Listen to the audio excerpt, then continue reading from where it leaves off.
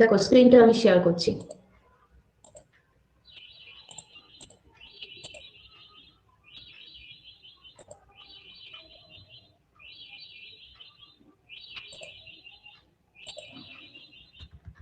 ঠিক আছে, দেখো সবাই স্ক্রিন দেখতে পাচ্ছ, কোনো অসুবিধা নেই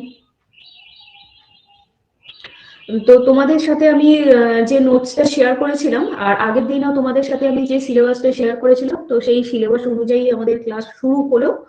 সবে তো শুরু হলো আমাদের আজকের ক্লাসটা, এবং সেই সিলেবাস অনুযায়ী কিন্তু চলবে প্রত্যেকটা ক্লাস। আশা করি সবার কাছে সিলেবাসটা আছে, আমি শেয়ার করে দিয়েছি। প্রয়োজনে আমি পিডিএফটা ইয়েতে শেয়ার করে দেবো, হোয়াটসঅ্যাপে শেয়ার করে দেবো। ঠিক আছে, তো সেই সিলেবাস অনুযায়ী আমাদের প্রথম ক্লাস থাকছে ratio proportion. Ratio proportion chapter দিয়ে আমাদের শুরু হবে। তো রেশিও প্রপোর্শন 1, কারণ রেশিও প্রপোর্শনের উপর দুটো ক্লাস আমাদের পরপর থাকছে, আর সেটা ফার্স্ট ক্লাসটা। আচ্ছা, তোমাদের সাথে আমি যে নোটসটা শেয়ার করেছি সেটা তো তোমরা পড়বেই, তো সেটাই আমি আজকে একটুখানি ক্লাসে আলোচনা করে তারপর আমি অঙ্কগুলো শুরু করব। অঙ্কগুলো কিন্তু শেয়ার করা আছে, ওটা ক্লাস ওয়ার্ক। হোমওয়ার্ক আমি আজকের ক্লাসের পরে সেন্ড করব। তো চলো তাহলে শুরু করা যাক। কারো যদি কোথাও কোনো বুঝতে অসুবিধা হয় এখানে কমেন্টে লিখতে পারো, এই যে চ্যাট বক্স আছে চ্যাট বক্সে লিখতে পারো, বা অডিও অন করে জিজ্ঞাসা করতে পারো। দেখো প্রথমে যে জিনিসটা তোমরা দেখতে পাচ্ছ এখানে কি লেখা আছে, রেশিও প্রপোর্শন কি, অনুপাত সমানুপাত। প্রশ্নপত্র তোমরা সব বাংলাতে পাবে। কি লেখা আছে, রেশিও জিনিসটা একদম বেসিক। রেশিও বা রেশিও কি হবে তোমার বাংলাটা অনুপাত, তাই তো। অনুপাত কি জিনিসটা এখানে লেখা আছে, বলছে if A and B are any two quantities, A আর বি যে কোনো দুটো quantity of the same kind. Same kind মানে একই রকম। কি বলতে চাইছে সেম কাইন্ড মানে, আমি এক্ষুনি এক্সাম্পল দিয়ে বোঝাবো। যেখানে B not equal to zero, the quotient a by b is called the ratio of a and b. It is expressed as, আমরা জানি এটাকে কি লিখতে হয়, a is to b। ঠিক আছে, here a is called antecedent and b is called consequent। মানে রেশিওতে যদি দুটো টার্মস থাকে তার মধ্যে a যেটা মানে যে প্রথম টার্মটা সেটাকে অ্যান্টিসিডেন্ট বলা হয়, বাংলা থেকে প্রথম পদ বলা হয় বা পূর্ব পদ এভাবে বলা যেতে পারে। আর সেকেন্ড পার্ট যেটা বি সেটাকে কনসিকুয়েন্ট মানে তোমার উত্তর পদ এভাবে বলা যেতে পারে। আচ্ছা, তো দেখো এই যে এখানে বলা হলো না সেম কাইন্ড, এটার মানে হচ্ছে ধরো আমি তোমাকে বললাম 10 টাকা, বললাম যে রুপিস 10। ক্লিয়ার। আরেকটা জিনিস আমি বললাম, ধরো 2 কিলোমিটার, 2 কিলোমিটার আমি বললাম, তুমি এদের মধ্যে রেশিও বের করো। এদের মধ্যে কিন্তু কখনোই রেশিও বের করা পসিবল নয়। 10 টাকা আর 2 কিলোমিটার, দূর দূরান্তে এদের মধ্যে কোনো সম্পর্কই নেই। দূর দূরান্তে এদের মধ্যে কোনো সম্পর্ক নেই। একটা তোমার টাকার পরিমাণকে বোঝানো হচ্ছে, আরেকটা তোমার ডিস্টেন্সকে বোঝানো হচ্ছে। তাহলে এরা কিন্তু কখনোই সেম কাইন্ড হলো না, দ্যাট ইজ এদের মধ্যে কখনোই আমি কোনো রেশিও বের করতে পারবো না। কিন্তু আমি যদি তোমাকে এখন 2 কিলোমিটারের জায়গাতে আমি ধরো বললাম যে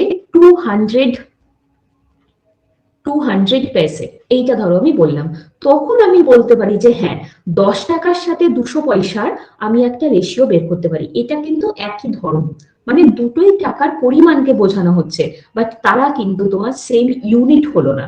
একটা তোমার রুপিসে আছে, আরেকটা পয়সাতে আছে।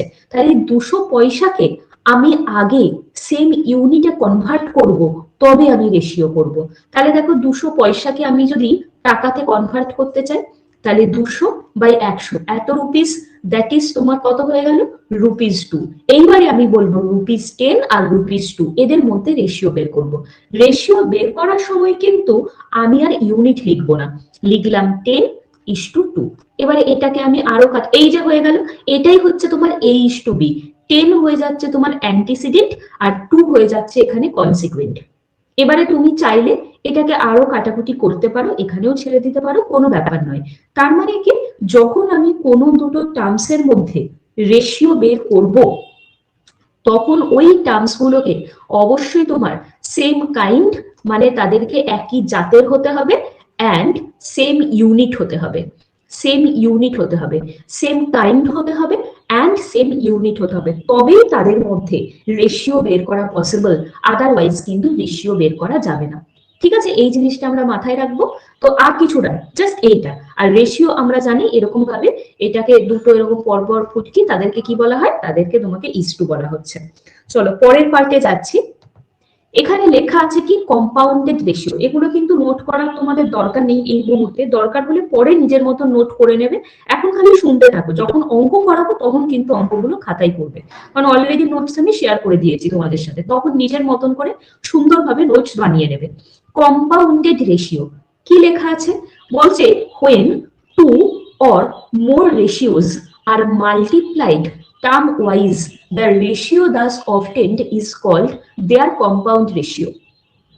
বলছে a is to b কি a by b, c is to d c by d are multiplied term wise, the compounded ratio becomes ac is to bd। মানে কি, ফার্স্ট টার্মের সাথে ফার্স্ট টার্ম মাল্টিপ্লাই হলো, দ্যাট ইজ অ্যান্টিসিডেন্ট, অ্যান্টিসিডেন্ট মানে AC, consequent consequent মানে BD, antecedent antecedent that is এই যে বলবে টার্ম ওয়াইজ মাল্টিপ্লিকেশন, তাহলে অ্যান্টিসিডেন্ট গুলোর প্রোডাক্ট আর কনসিকুয়েন্ট গুলোর product, that is AC is to BD বা AC by BD. Simple example ধরো আমি তোমাকে বললাম, এগুলো আসে পরীক্ষাতে, কম্পাউন্ড রেশিও তুমি বের করো 3:5, 7:2, আরেকটা ধরো আমাকে বললো যে 4:, কিছু একটা ধরো 4:5, বলো কম্পাউন্ড রেশিও বের করো। তাহলে এদের যদি কম্পাউন্ড রেশিও বের করি, সিম্পলি টার্ম ওয়াইজ মাল্টিপ্লিকেশন, প্রত্যেকটার অ্যান্টিসিডেন্টের প্রোডাক্ট, মানে 3:7:4, 3:7:4 অ্যান্টিসিডেন্ট গুলোর প্রোডাক্ট ইস টু প্রত্যেকটার কনসিকুয়েন্টের প্রোডাক্ট, মানে 5:2:5। এবারে তুমি এটাকে কাটাকুটি করো, কাটাকুটি হলে কাটাকুটি করব, না হলে এই অবস্থাতেই রেখে দেবো, সেটাই আমার অ্যান্সারে থাকবে। তাহলে এটাই কিন্তু কম্পাউন্ড রেশিও, এবং কম্পাউন্ড রেশিও কিন্তু ডাইরেক্টলি তোমার পরীক্ষাতে প্রশ্ন আসবে যে এদের কম্পাউন্ড রেশিও কি, simple term wise multiplication, product of all antecedent is to product of all consequent. ঠিক আছে, দেখে নাও, সিম্পল জিনিস। চলো পরবর্তী স্লাইডে যাচ্ছি। দেখো তো এখানে কি লেখা আছে, বলছে if both the antecedent and the consequent of a ratio are multiplied or divided by the same non-zero quantity, the value of the ratio remains unchanged। মানে এই যে a is to b ছিল, আমি যদি কোনো কারণে এর সাথে m দিয়ে মাল্টিপ্লাই করি, তাহলে b কেও কিন্তু আমাকে সেম দিয়ে মাল্টিপ্লাই করতেই হবে। আবার a কে যদি আমি কোনো কারণে m দিয়ে ডিভাইড করি, বি কেও কিন্তু m দিয়ে ডিভাইড করতেই হবে। ধরো তোমার দেওয়া আছে 4:7:8, এরকম কিছু একটা আছে, কোনো কারণে আমাকে 4 এর সাথে 4টাকে ধরো 12 করতে হবে, এই 4 যেটা সেটাকে আমায় 12 করে দিতে হবে। তাহলে 4টাকে 12 করতে গেলে আমাকে এটা 3 দিয়ে গুণ করতে হবে। তার মানে তুমি কিন্তু শুধু শুধু 4 এর সাথে 3 দিয়ে গুণ করতে পারো না, সাথে আমাকে 7 কেও 3 দিয়ে গুণ করতে হবে, আবার 8 কেও 3 দিয়ে গুণ করতে হবে। তখন আমি এই রেশিওটাকে পাশে একটা ইকুয়াল সাইন দিয়ে লিখবো যে 12:21:24।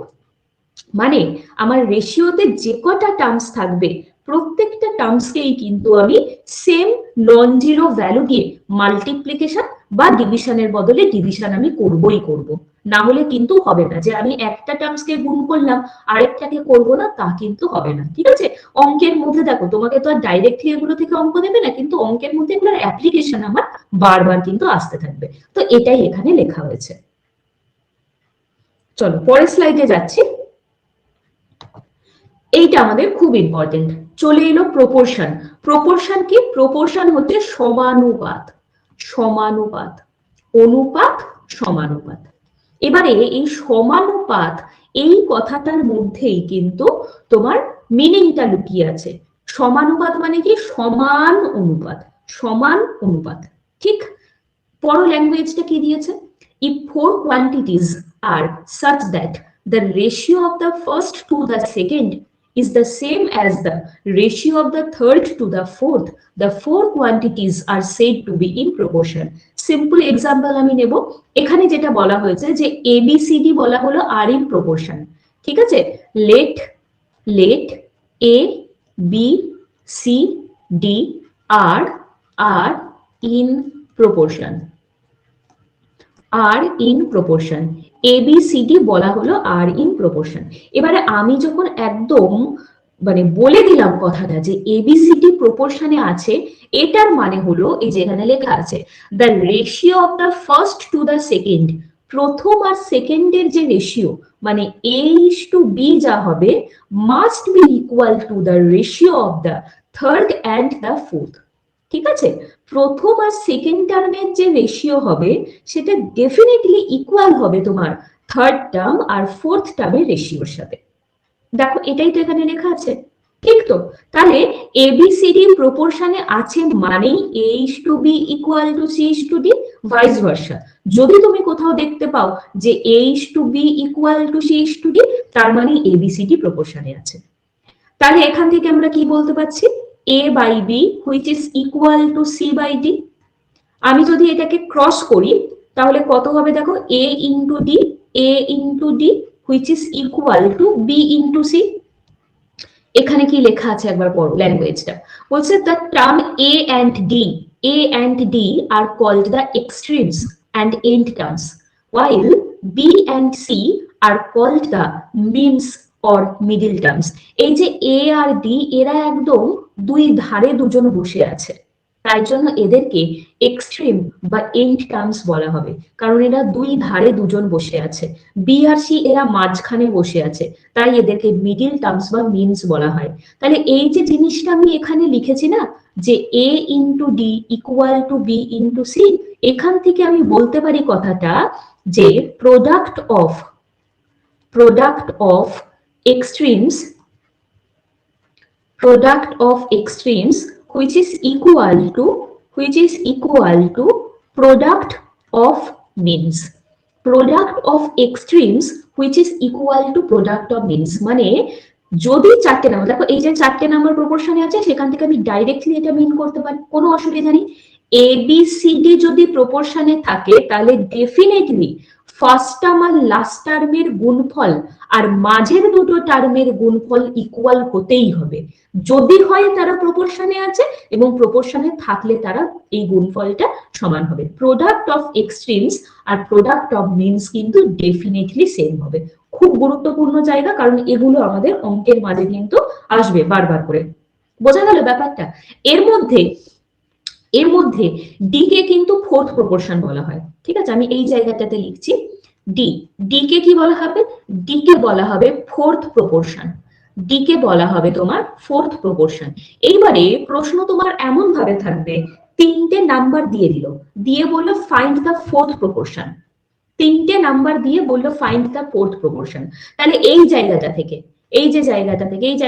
আমরা কি বলতে পারি এখানে, এই যে এইখানটা থেকে আমি এখানে লিখছি। ঠিক আছে, এখানে লিখছি, কি লিখবো এখানটা থেকে বলো, D equal to B into C by A. ঠিক না, D equal to B into C by A, D equal to B into C by A. D কি, ডি হচ্ছে ফোর্থ প্রপোর্শন। তাহলে যদি ফোর্থ প্রপোর্শন বের করতে হয় বা কোনো তিনটে নাম্বার দিয়ে যদি তার ফোর্থ প্রপোর্শন যেটা সেইটা যদি তোমাকে বের করতে বলে, তুমি কিভাবে করবে বলো তো? কোনো ঝামেলাতে যাবে না, তিনটে নাম্বার দিল, বললো find the fourth proportion. B আর সি কি, বি হচ্ছে সেকেন্ড টার্ম, সি হচ্ছে থার্ড টার্ম, মানে সিম্পল জিনিস, second term into third term divided by first term. তাহলে ফর্মুলাটা কিন্তু একদম লিখে নোট করে নেবে খাতায়, যখন লিখবে খাতায় পরিষ্কার করে এগুলো লিখে একদম পুরো এরকম করে বক্স করে রেখে দেবে, যে যদি আমাকে কখনো তিনটে নাম্বার দিয়ে তার ফোর্থ প্রপোর্শন বের করতে দেয় তাহলে এই ফর্মুলা আমি অ্যাপ্লাই করব। কি সেটা? সেকেন্ড টার্ম আর থার্ড টার্মের যে প্রোডাক্ট, যে গুণফল, সেটাকে যদি আমি ফার্স্ট টার্ম দিয়ে ডিভাইড করি আমার কিন্তু ডাইরেক্ট ফোর্থ প্রপোর্শন চলে আসবে। আমি এখন আর এক্সাম্পল দেখাচ্ছি না, তার কারণ আমি একটু পরে যে অঙ্কগুলো শুরু করব তাতে কিন্তু আমাদের থার্ড প্রপোর্শন, ফোর্থ প্রপোর্শন সবকিছুর উপরে কিন্তু আমি একটি করে প্রশ্ন রেখেছি, তাই এখন কিন্তু আমি আর কোনো এক্সাম্পল দিচ্ছি না। বলো, এবিসি গুলো হচ্ছে তোমার এক একটা টার্মস, এগুলো তো তোমার নাম্বার থাকবে, এগুলো তো তোমার ভ্যালু থাকবে, এগুলো তোমার এক একটা কনস্ট্যান্ট নাম্বার থাকবে এবিসিডি। বুঝতে পারলে তো ব্যাপারটা?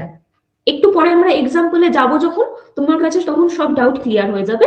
তুমি আপাতত এই ফর্মুলাটা মাথায় রাখো, খাতায় লিখে নাও। এই ফর্মুলাটা খাতায় লিখে নাও, যে ম্যাডাম বললো ফোর্থ প্রপোর্শন মানে কি, সেটা second term into third term by first term. আর যদি ফর্মুলা ভুলেও যাও তাতেও তো কোনো আপত্তি নেই, তুমি তো জেনে গেছো প্রপোর্শন জিনিসটা কি। প্রপোর্শন জিনিসটা কি সেইটা তোমার কাছে ক্লিয়ার। আমার ধরো পরীক্ষাতে ফর্মুলা মনে নেই, তা বলে কি আমি অঙ্ক ছেড়ে আসবো? তা নিশ্চয়ই নয়। আমি জানি 4টে নাম্বার প্রপোর্শন মানে আমি তাদেরকে এরকম ভাবে লিখবো যে A:B = C:D। তো তুমি এখান থেকে ডি বের করে নাও, ডি এখান থেকে বের করে নাও, যেটা হবে সেটাই তোমার ফোর্থ প্রপোর্শন। ঠিক তো? দেখো বেসিক জিনিস দেখে নাও, আমি সম্পূর্ণ নোটস তোমাদের সাথে শেয়ার করব, তখন কিন্তু সুন্দর করে তোমাদের নিজেদের খাতায় লিখে নেবে, কারণ এইগুলো হচ্ছে তোমার এক একটা ফর্মুলা। আমি পরের স্লাইডে যাচ্ছি। ওকে, আচ্ছা, এরপরে যেটা আছে সেটা হচ্ছে কন্টিনিউড প্রপোর্শন। কিছু বলছো? বলো। বলছি যে ডিটাকে তো ফোর্থ প্রপোর্শন বলা হচ্ছে, তাহলে এ বা বি কে কি ফার্স্ট প্রপোর্শন বা সেকেন্ড প্রপোর্শন কি বলা হয়? হ্যাঁ, সেটা বলা যেতে পারে, আমি সেটা পরের স্লাইডে আসছি। আচ্ছা, তোমার ঠিক থার্ড আছে। প্রপোর্শন কাকে বলে সেটা আমি এইটাতে বলবো তোমাকে, কন্টিনিউড প্রপোর্শনে। দেখো কি বলছে কথাটা এখানে, বলছে কন্টিনিউড প্রপোর্শন বা চেন প্রপোর্শন। নামটা ভালো করে দেখবে, নামটার মধ্যে কিন্তু পুরো জিনিসটার মানেটা লুকিয়ে আছে। কন্টিনিউ, কন্টিনিউ মানে আমরা জানি যেটা চলছে, এবং চেন মানে চেন ওয়াইজ চলছে। তো জিনিসটা কি, ল্যাঙ্গুয়েজটা পড়ো। বলছে 3 or more quantities are said to be in continued proportion when the ratio of the first and the second is equal to the ratio of the second and the third, and so on. Example দিচ্ছি, ধরো তোমাকে আমি বললাম A B C D E F and so on চলতে থাকছে, are in continued proportion, are in continued proportion। ওকে, এইটা ধরো তোমাকে বলে দিয়েছে, আর in continued proportion or chain proportion. তা এইটা যখনই বললো কথাটা, আমি এখান থেকে ডাইরেক্ট ইমপ্লাই ঠিক এভাবে করব, A:B যা হবে ইকুয়াল টু তোমার B:C হবে, ইকুয়াল টু তোমার C:D হবে, ইকুয়াল টু D:E হবে, ইকুয়াল টু E:F হবে, and so on, and so on. এবারে বুঝতে পারছো যে কেন এটাকে কন্টিনিউড বা চেন প্রপোর্শন বলা হয়েছে। দেখো কন্টিনিউ হচ্ছে AB BC CD DE and EF and so on, যতদূর তোমাকে বলবে।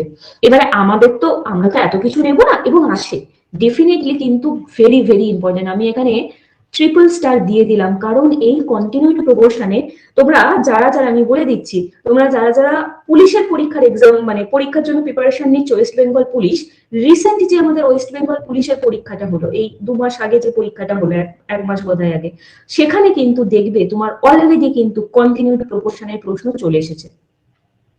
অলরেডি কিন্তু আমার ইউটিউব চ্যানেলে পুরো প্রিভিয়াস ইয়ারটা সলভ করানো, প্রিভিয়াস ইয়ার মানে যেটা আমাদের রিসেন্ট 2000 ডিসেম্বরে না নভেম্বরে হলো না, ওটার পেপারটা কিন্তু সলভ করানো আছে। তো ওখানে গিয়ে দেখবে তোমার অলরেডি কিন্তু কন্টিনিউড প্রপোর্শনের উপরে প্রশ্ন চলে এসেছে। 3টে 4টে এরকম দিয়েছে, বলছে এটা কন্টিনিউড প্রপোর্শন, এত মানে এত হলে এটার ভ্যালু কত হবে বের করো। ঠিক, তাহলে প্রশ্ন দিয়েছে, খুব মন দিয়ে কিন্তু শিখতে হবে। এই হচ্ছে ব্যাপার কন্টিনিউড প্রপোর্শন। আমি এর মধ্যে প্রথম 3টেকে নিয়ে নিচ্ছি, প্রথম 3টেকে ধরো এবিসি কে আমি নিয়ে নিলাম। বলা হলো এবিসি কন্টিনিউড প্রপোর্শনে আছে, তাহলে সেখান থেকে কি দাঁড়াচ্ছে, সেখান থেকে তোমার এই জিনিসটা দাঁড়াচ্ছে A:B = B:C। তার মানে চলে এলো A/B = B/C, ক্রস করে দাও, চলে এলো B² = A/C। ব্যাস, খুব ইম্পর্টেন্ট জায়গায় আমরা পৌঁছে গেলাম, B² = A/C।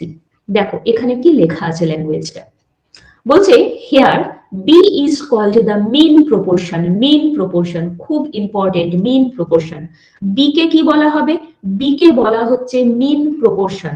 Okay, R mean proportion between A and C, A R C এর মাঝে যে B থাকে, B কে mean proportion, শর্টে NP, আর C কে বলা হচ্ছে থার্ড প্রপোর্শন। ABC এর মধ্যে B কে mean proportion বলা হচ্ছে, আর C কে থার্ড প্রপোর্শন বলা হচ্ছে। তাহলে এই প্রশ্নটা তোমার প্রচুর আসে পরীক্ষাতে, সমস্ত পরীক্ষাতে 2টো নাম্বার দিয়ে বললো find the mean proportion of this and this.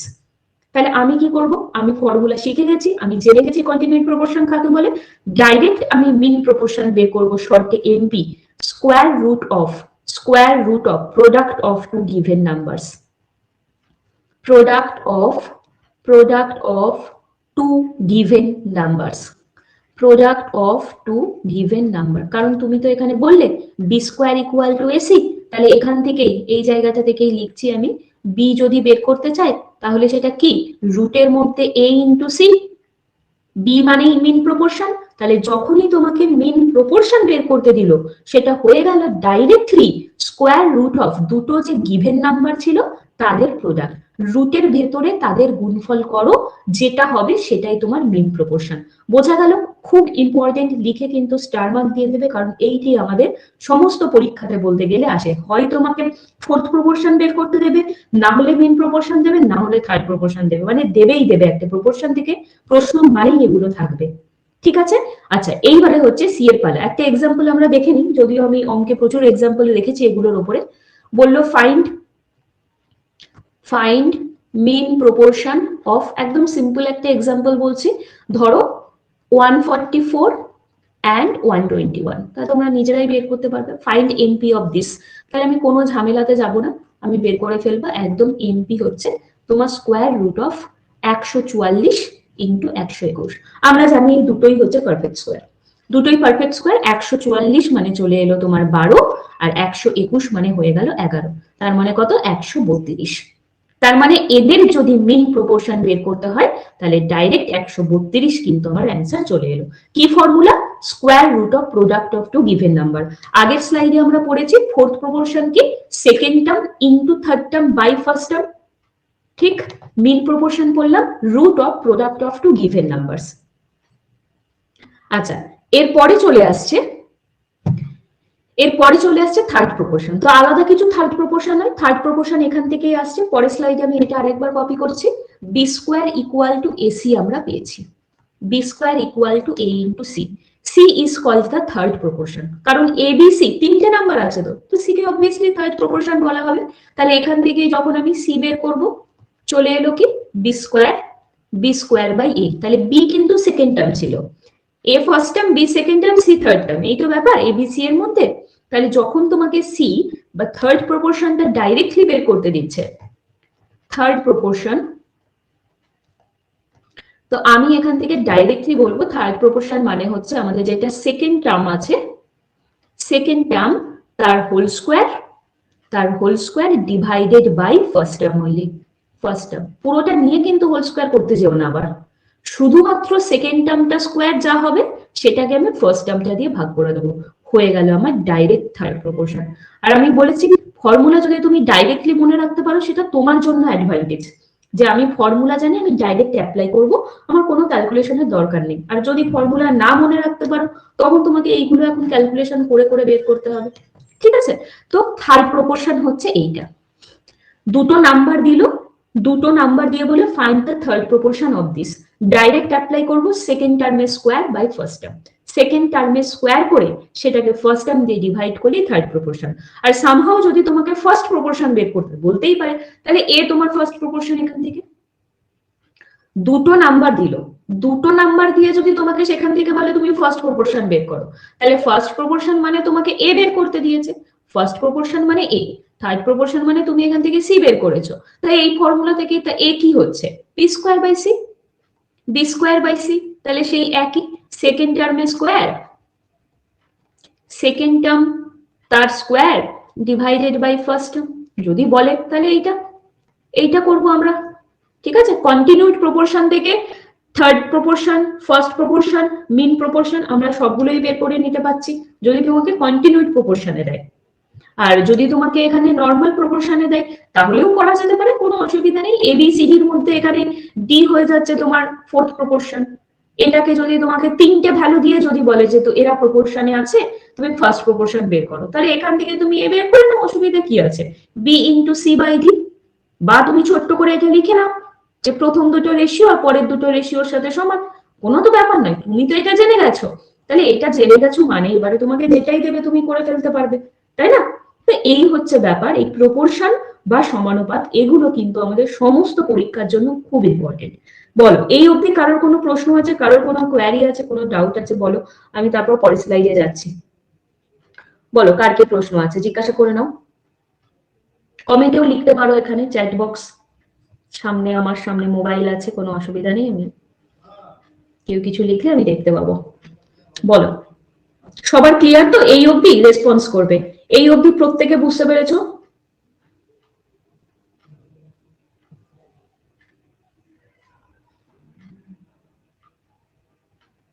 আচ্ছা, ঠিক আছে, বেশ, চলো তাহলে এগোনো যাক। আচ্ছা, এইখানে দেখো একটা বেসিক জিনিস, এটা আমরা জানি ছোটবেলা থেকে পড়ে আসছি, কম্পোনেন্টাল ডিভিডেন্ড প্রসেস। কম্পোনেন্টাল ডিভিডেন্ড প্রসেস কি? যোগভাগ প্রক্রিয়া। কি পড়নি? যোগভাগ প্রক্রিয়া সবাই পড়েছো, এটা তোমার অনেক জায়গাতেই অ্যাপ্লাই হয়। যোগ ভাগ প্রক্রিয়া, কম্পোনেন্ট ডিভিডেন্ড প্রসেস কি? যদি তোমার নিউমারেটর বাই ডিনোমিনেটর সামথিং থাকে, তাহলে simple n plus D by n minus D, এটা এখানে লেখা আছে, একবার দেখে নাও। বলছে a by B equal to যদি তোমার c বাই ডি হয়, a by B equal to যদি c বাই ডি হয়, আমি যখন এটাকে কম্পোনেন্ট ডিভিডেন্ড প্রসেসে অ্যাপ্লাই করব, তখন সিম্পল দেখো a প্লাস বি, যে a কি নিউমারেটর, b হচ্ছে ডিনোমিনেটর, তাহলে নিউমারেটর প্লাস ডিনোমিনেটর করে আমি উপরে লিখলাম, নিউমারেটর মাইনাস ডিনোমিনেটর করে নিচে লিখলাম, n প্লাস ডি করে ওপরে, n মাইনাস ডি করে নিচে। এবারে সেটা কিন্তু দু সাইডেই হবে, মানে লেফট হ্যান্ড সাইডেও হবে, রাইট হ্যান্ড সাইডেও হবে। এদিকেও দেখো ছিল c বাই ডি, তাহলে c প্লাস ডি মানে নিউমারেটর প্লাস ডিনোমিনেটর করে ওপরে এবং নিউমারেটর মাইনাস ডিনোমিনেটর করে নিচে। মানে আমি শুধুমাত্র লেফট হ্যান্ড সাইডে কম্পোনেন্ট ডিভিডেন্ড প্রসেস অ্যাপ্লাই করলাম, রাইট সাইডে করলাম না, তা কিন্তু নয়। করলে তোমাকে বোথ সাইডেই করতে হবে, আর না হলে কোনোটাই নয়। Simple n plus D by n minus D, এটা নর্মালি তোমার অ্যালজেব্রার অঙ্কের যখন আমরা করি, অ্যালজেব্রার অঙ্ক, সেক্ষেত্রে কিন্তু এইটার অ্যাপ্লিকেশন প্রায়শই আসে। ঠিক আছে, আচ্ছা, এখানে দেখো কিছু লেখা আছে, এটাও খুব গুরুত্বপূর্ণ, এখান থেকেও কিন্তু ডাইরেক্ট প্রশ্ন আসে, তো একবার চোখ বুলিয়ে নাও কি আছে। সিম্পল, অত বোঝানোর কিছু নেই এক্ষেত্রে। বলছে রেসিপ্রোকাল রেশিও। রেসিপ্রোকাল রেশিও হতে পারে ইনভার্স রেশিও, আর কি বলতে পারে, ইনভার্স রেশিও।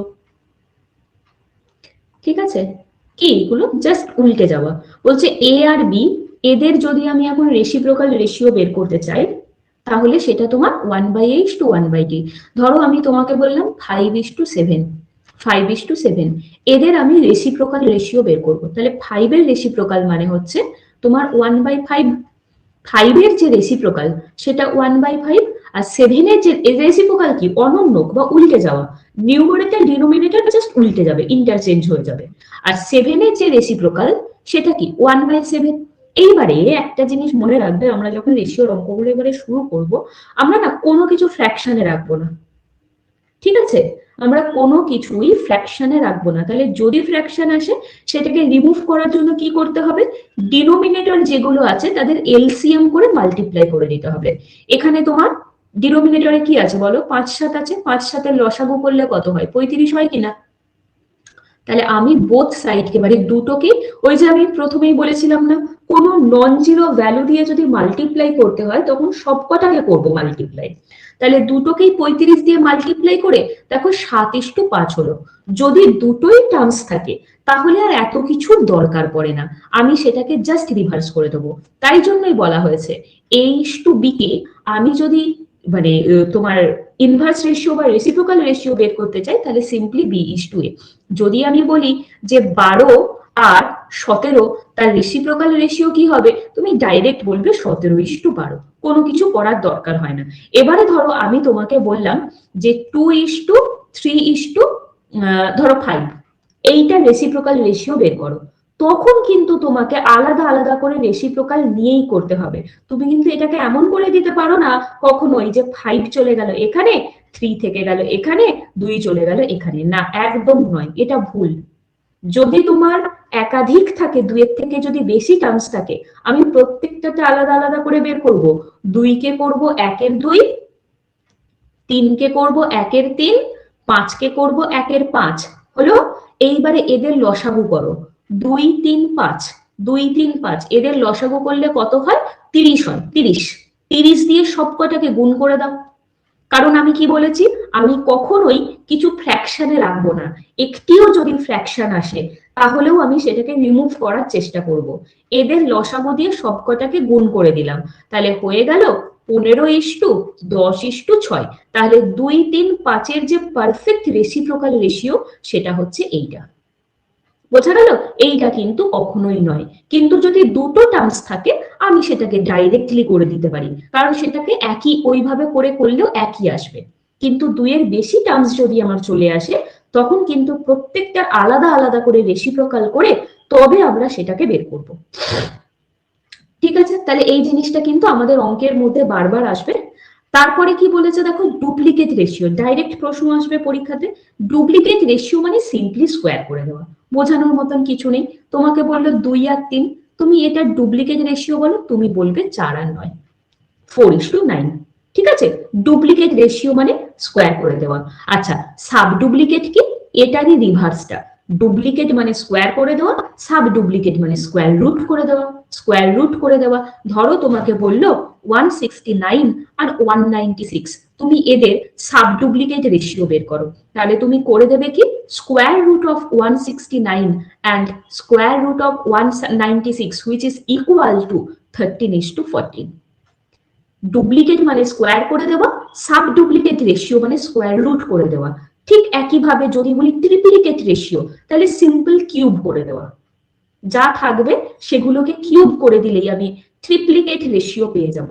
সাব ট্রিপ্লিকেট কি? Cubic root. আগের দিন শেখাচ্ছিলাম তোমাদের কিউবিক রুট।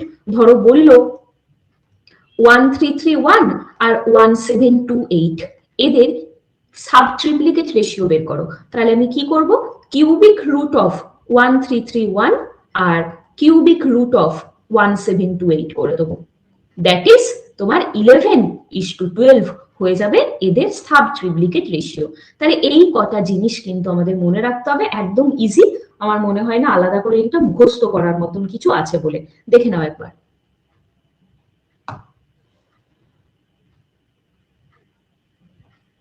ঠিক আছে, চলো আমি পরবর্তী স্লাইডে যাচ্ছি। আচ্ছা, আরেকটা স্লাইড, আচ্ছা আরেকটা তোমাদের জিনিস ছিল, ভেরিয়েশনটা বলা হলো না যে আমার। ভেরিয়েশনটা কোথায় আছে? দাঁড়াও, কোথায় রেখে দিয়েছে ভেরিয়েশনটা? Class notes, second.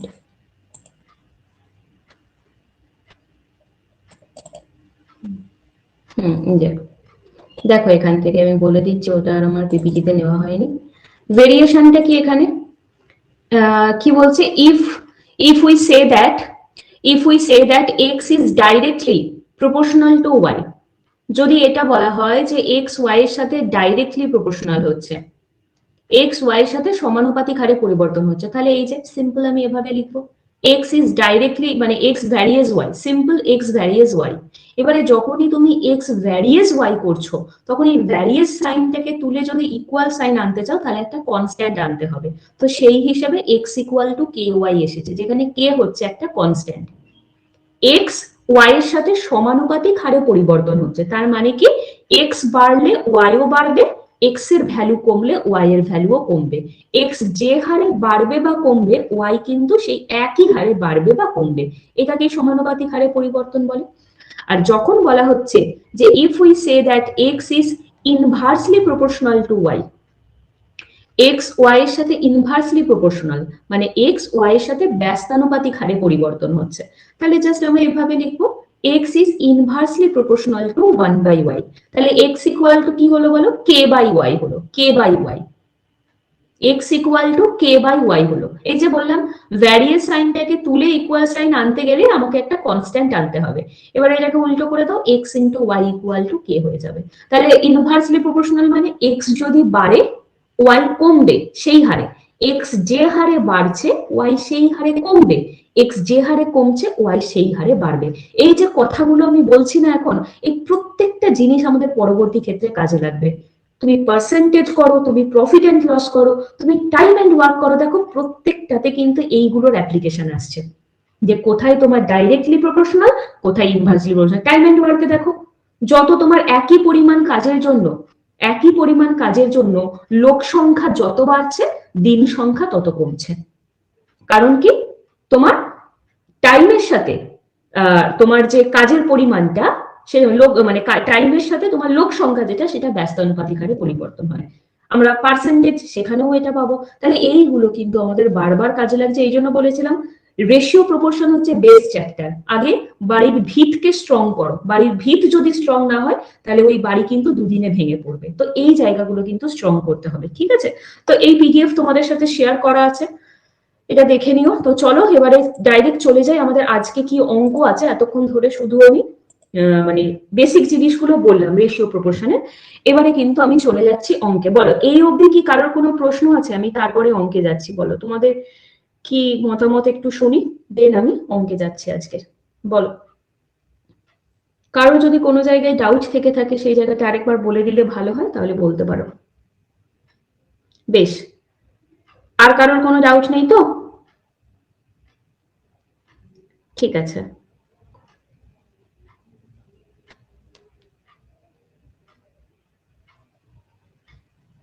বেশ তাহলে চলো যাই অঙ্কে।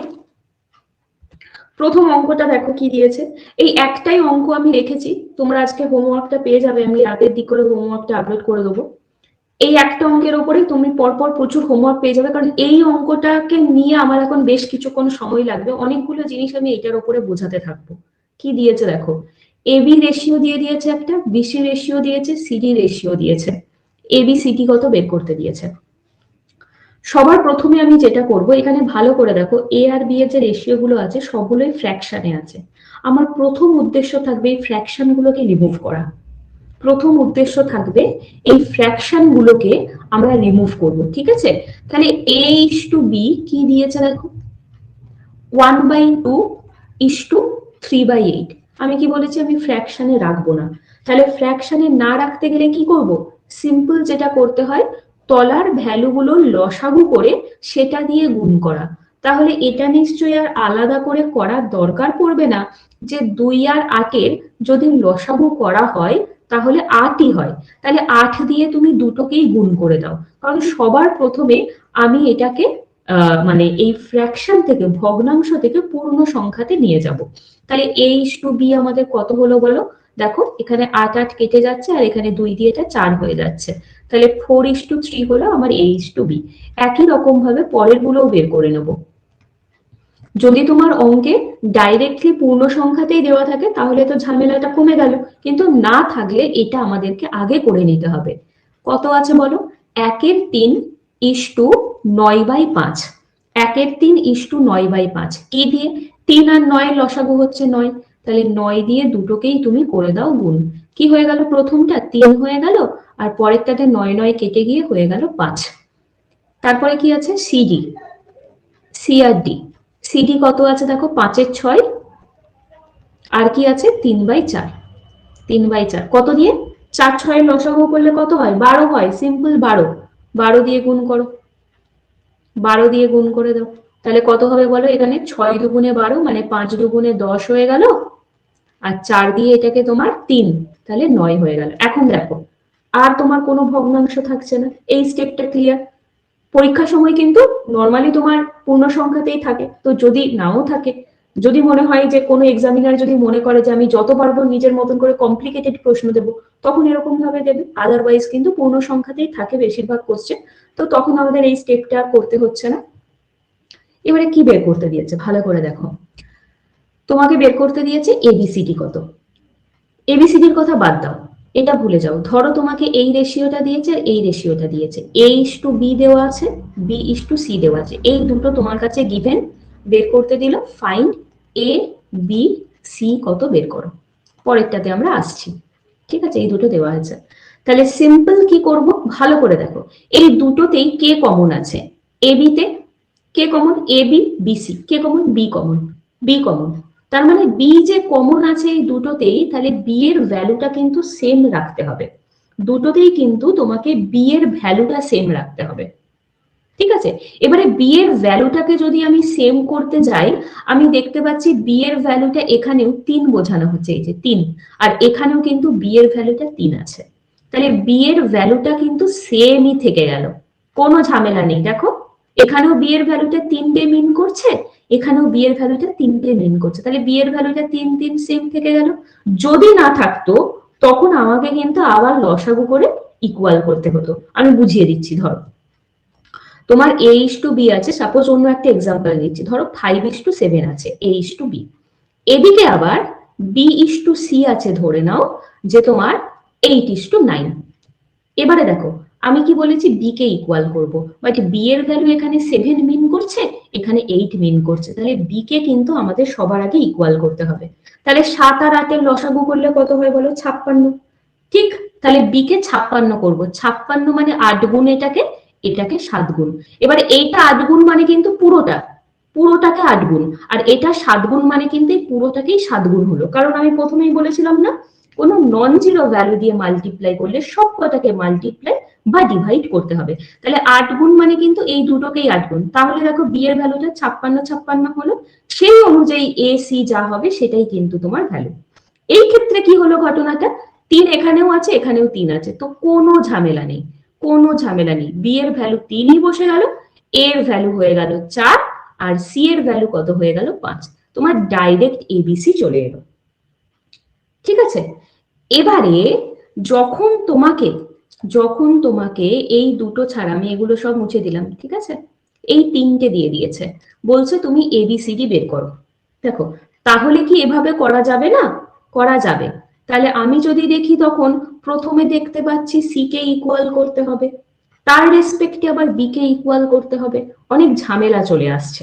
তাহলে আমরা, বা আরো বেশি থাকতে পারে, ধরো তোমার এখানে আবার দিয়ে দিয়েছে D:E, বা আরো বেশি দিয়েছে, তাহলে আমরা কি করব?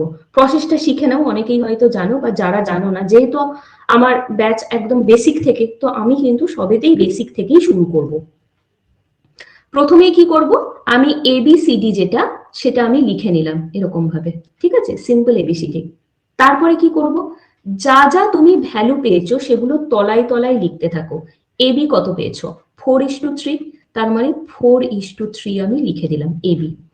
বিসি কত পেয়েছো, 3:5, ঠিক তলায় লিখলাম 3:5, 3:5 ঠিক তলায় লিখলাম।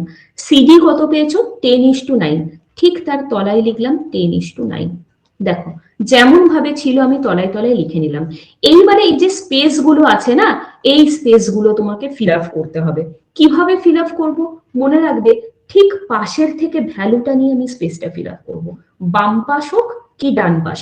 তাহলে এখানে সি এর তলে কি বসাবো, এখানে 3 আছে, ঠিক 3 বসিয়ে দিলাম। আবার এই জায়গায় 3 আছে, এখানে 3 বসিয়ে দিলাম। এই জায়গায় 3 আছে, তাহলে এই জায়গাটায় 3 বসলো। এখানে 5, তাহলে এই ঠিক এই জায়গাটায় 5 বসলো। এখানে 10 বসে গেল, এখানে 10 বসে গেল। বোঝা গেল? তাহলে অ্যাকর্ডিং টু কোশ্চেন আমি এবিসিডি যা যা ছিল রেশিওতে লিখে নিলাম। দেন যে স্পেস গুলো আছে, এই স্পেস গুলোকে ঠিক পাশের থেকে ভ্যালুটা নিয়ে আমি ফিল আপ করলাম। এইবারে আমি বের করব এবিসিডি। এবিসিডি প্রসেসটা কি, প্রসেসটা হচ্ছে তোমার A multiply B multiply C multiply D multiply করার আগে তুমি আরেকটু স্মার্ট ওয়েতে ক্যালকুলেশন করতে পারো। কিভাবে? দেখো 4টে কলাম, কি কি column, A column, B column, C column, D column, আর আমাদের রো আছে 3টে। আমি এটাকে ধরো বললাম রো 1, রো 2 অ্যান্ড রো 3। 3টে রো আছে, আর এইটা হচ্ছে আমাদের এবিসিডি 4টে কলাম আছে, ঠিক আছে। আমি যখন এবিসিডি বের করব, এর এই যে 3টে রোতে যা যা ভ্যালু আছে সেই সবগুলোকে মাল্টিপ্লাই হবে, বি এর সবগুলোকে মাল্টিপ্লাই, সি এর সবগুলোকে মাল্টিপ্লাই, ডি এর সবগুলোকে মাল্টিপ্লাই করার পর আমি কোনটাকে অ্যান্সার নেব, যেটা মাল্টিপ্লাই করে এলো সেটাকেই কি অ্যান্সার নিয়ে নেবো? না, কাটাকুটি করে একদম লিস্ট ফরম্যাটে যখন তোমার অ্যান্সারটি আসবে তুমি সেটিকে অ্যান্সার হিসেবে নেবে, লিস্ট ফরম্যাটে যখন তোমার উত্তরটা আসবে। এবার ওই লিস্ট ফরম্যাটে মাল্টিপ্লিকেশন করে আবার কাটাকুটি করার থেকে আমি যদি ওই মাল্টিপ্লিকেশনটা করার আগেই কিছু কাটাকুটি করতে পারি, তাহলে কি সেটা বেটার ওয়ে হলো না? সেই জন্য কি করব, আমি দেখব কোনো কমন ভ্যালু আমার এবিসিডি 4টেকেই কাটছে কিনা। কোনো কমন ভ্যালু কি তুমি পাচ্ছ যেখানে আমার এ বি সি ডি এই 4টেকেই কাটাকুটি করা যাবে? নট নেসেসারি যে সেটা তোমার সেম রোতে হবে। দেখো যেমন আমার ইচ্ছে হলো যে আমি 3 দিয়ে কাটবো, 3 কাটবো, দেখো এই 3 কাটলাম, এই 3 কাটলাম, রো 2 করছিলাম, বাট সিতে আছে রো 1, কেটে দিলাম। সবগুলোতেই 3 দিয়ে কাটার মতন কিছু মেটেরিয়াল থাকতে হবে, তবেই তুমি কাটতে পারো, না হলে কিন্তু নয়। তাহলে এই তিনটা আমাদের পরেও কাটাকুটি হতো, আমি প্রথমেই কাটাকুটি করে দিলাম। আচ্ছা, আর কিছু কাটাকুটি হবে কি? হ্যাঁ হবে, 5 দিয়ে হবে। দেখো এই 5 কাটলাম, এই 5 কাটলাম। এবারে দেখো বিতে, বিতে 5 নেই কিন্তু 10 আছে, 5 দিয়ে কাটছি, তাহলে 10 কে কেটে 2 করলাম, 10 কে কেটে 2 করলাম। বোঝা গেল ব্যাপারটা? আর কিছু কমন ভ্যালু দিয়ে কাটাকুটি হবে কি? না, আর কিছু দিয়ে বোধহয় কাটাকুটি হবে না। এইবারে আমি লিখবো যে তাহলে এ কত হলো, 4 দুগুণে 8 হয়ে গেল, বি কত হয়ে গেল, 3 দুগুণে 6 হয়ে গেল, সি কত হয়ে গেল, 10 হয়ে গেল, আর ডি কত হয়ে গেল, 9 হয়ে গেল। এই হচ্ছে আমার লিস্ট ফরম্যাটের অ্যান্সার, ডাইরেক্ট বেরিয়ে গেল 8:6:10:9, মানে অপশন বি। কোথায় গেল? এই যে অপশন বি আমাদের অ্যান্সার। আর তুমি যদি বলো যে আমি এই কাটাকুটিটা করব না, আমি প্রথমে তাহলে তোমাকে মাল্টিপ্লাই করতে হতো, এ বি সি ডি করো, দেন লাস্টে তোমাকে দুটো স্টেপে কাটাকুটি করে তুমি সেই এই প্রশ্নটাই, মানে এটাই কিন্তু উত্তর হিসেবে নিতে। কারণ আমি সেটাকেই ফাইনাল উত্তর নেব যেটা আমার লিস্ট ফরম্যাটে এসেছে। দেখো তুমি কিন্তু এই চারটেকে একসাথে আর কোনো ভ্যালু দিয়ে কাটাকুটি করতে পারবে না, তার মানে আমার এটাই অ্যান্সার হয়ে গেল। তাহলে বোঝা গেল? তাহলে প্রথমত হচ্ছে ফ্র্যাকশন যদি থাকে, আমি সবগুলোকে আগে এরকম ভাবে ইন্টিজার ভ্যালুতে কনভার্ট করে নেবো, দেন যে কটা থাকবে লিখে নেবো, সব কটাকে লিখে লিখে পাশের স্পেস গুলোকে আমি ফিল আপ করবো, বাম পাশ না ডান পাশের ভ্যালু নিয়ে স্পেস গুলোকে ফিল আপ করবো। দেন মাল্টিপ্লিকেশন করার আগে দেখে নিতে হবে কোনো কমন ভ্যালু দিয়ে আমি এবিসিডি চারটে কলামকেই আমি কাটাকুটি করতে পারছি কিনা। নট নেসেসারি যে আমার সেম রোতেই কাটবে, যে কোনো রোতে কাটাকুটি হতে পারে, কিন্তু তোমার চারটে কলামেই কাটাকুটি করার মতন কোনো বস্তু থাকতে হবে, তবে না হলে কিন্তু করা যাবে না। তো তারপরে মাল্টিপ্লিকেশন করে যেটা অ্যান্সার নেব সেটাই আমার ফাইনাল অ্যান্সার হবে। দেখো এবিসিডি আমাদের কিন্তু অ্যান্সার বেরিয়ে গেল। বলো এই যে প্রসেসটা বললাম, এটা নিয়ে কারোর কোনো প্রশ্ন আছে, কোনো কোয়ারি আছে, জিজ্ঞাসা করে নাও, বলো।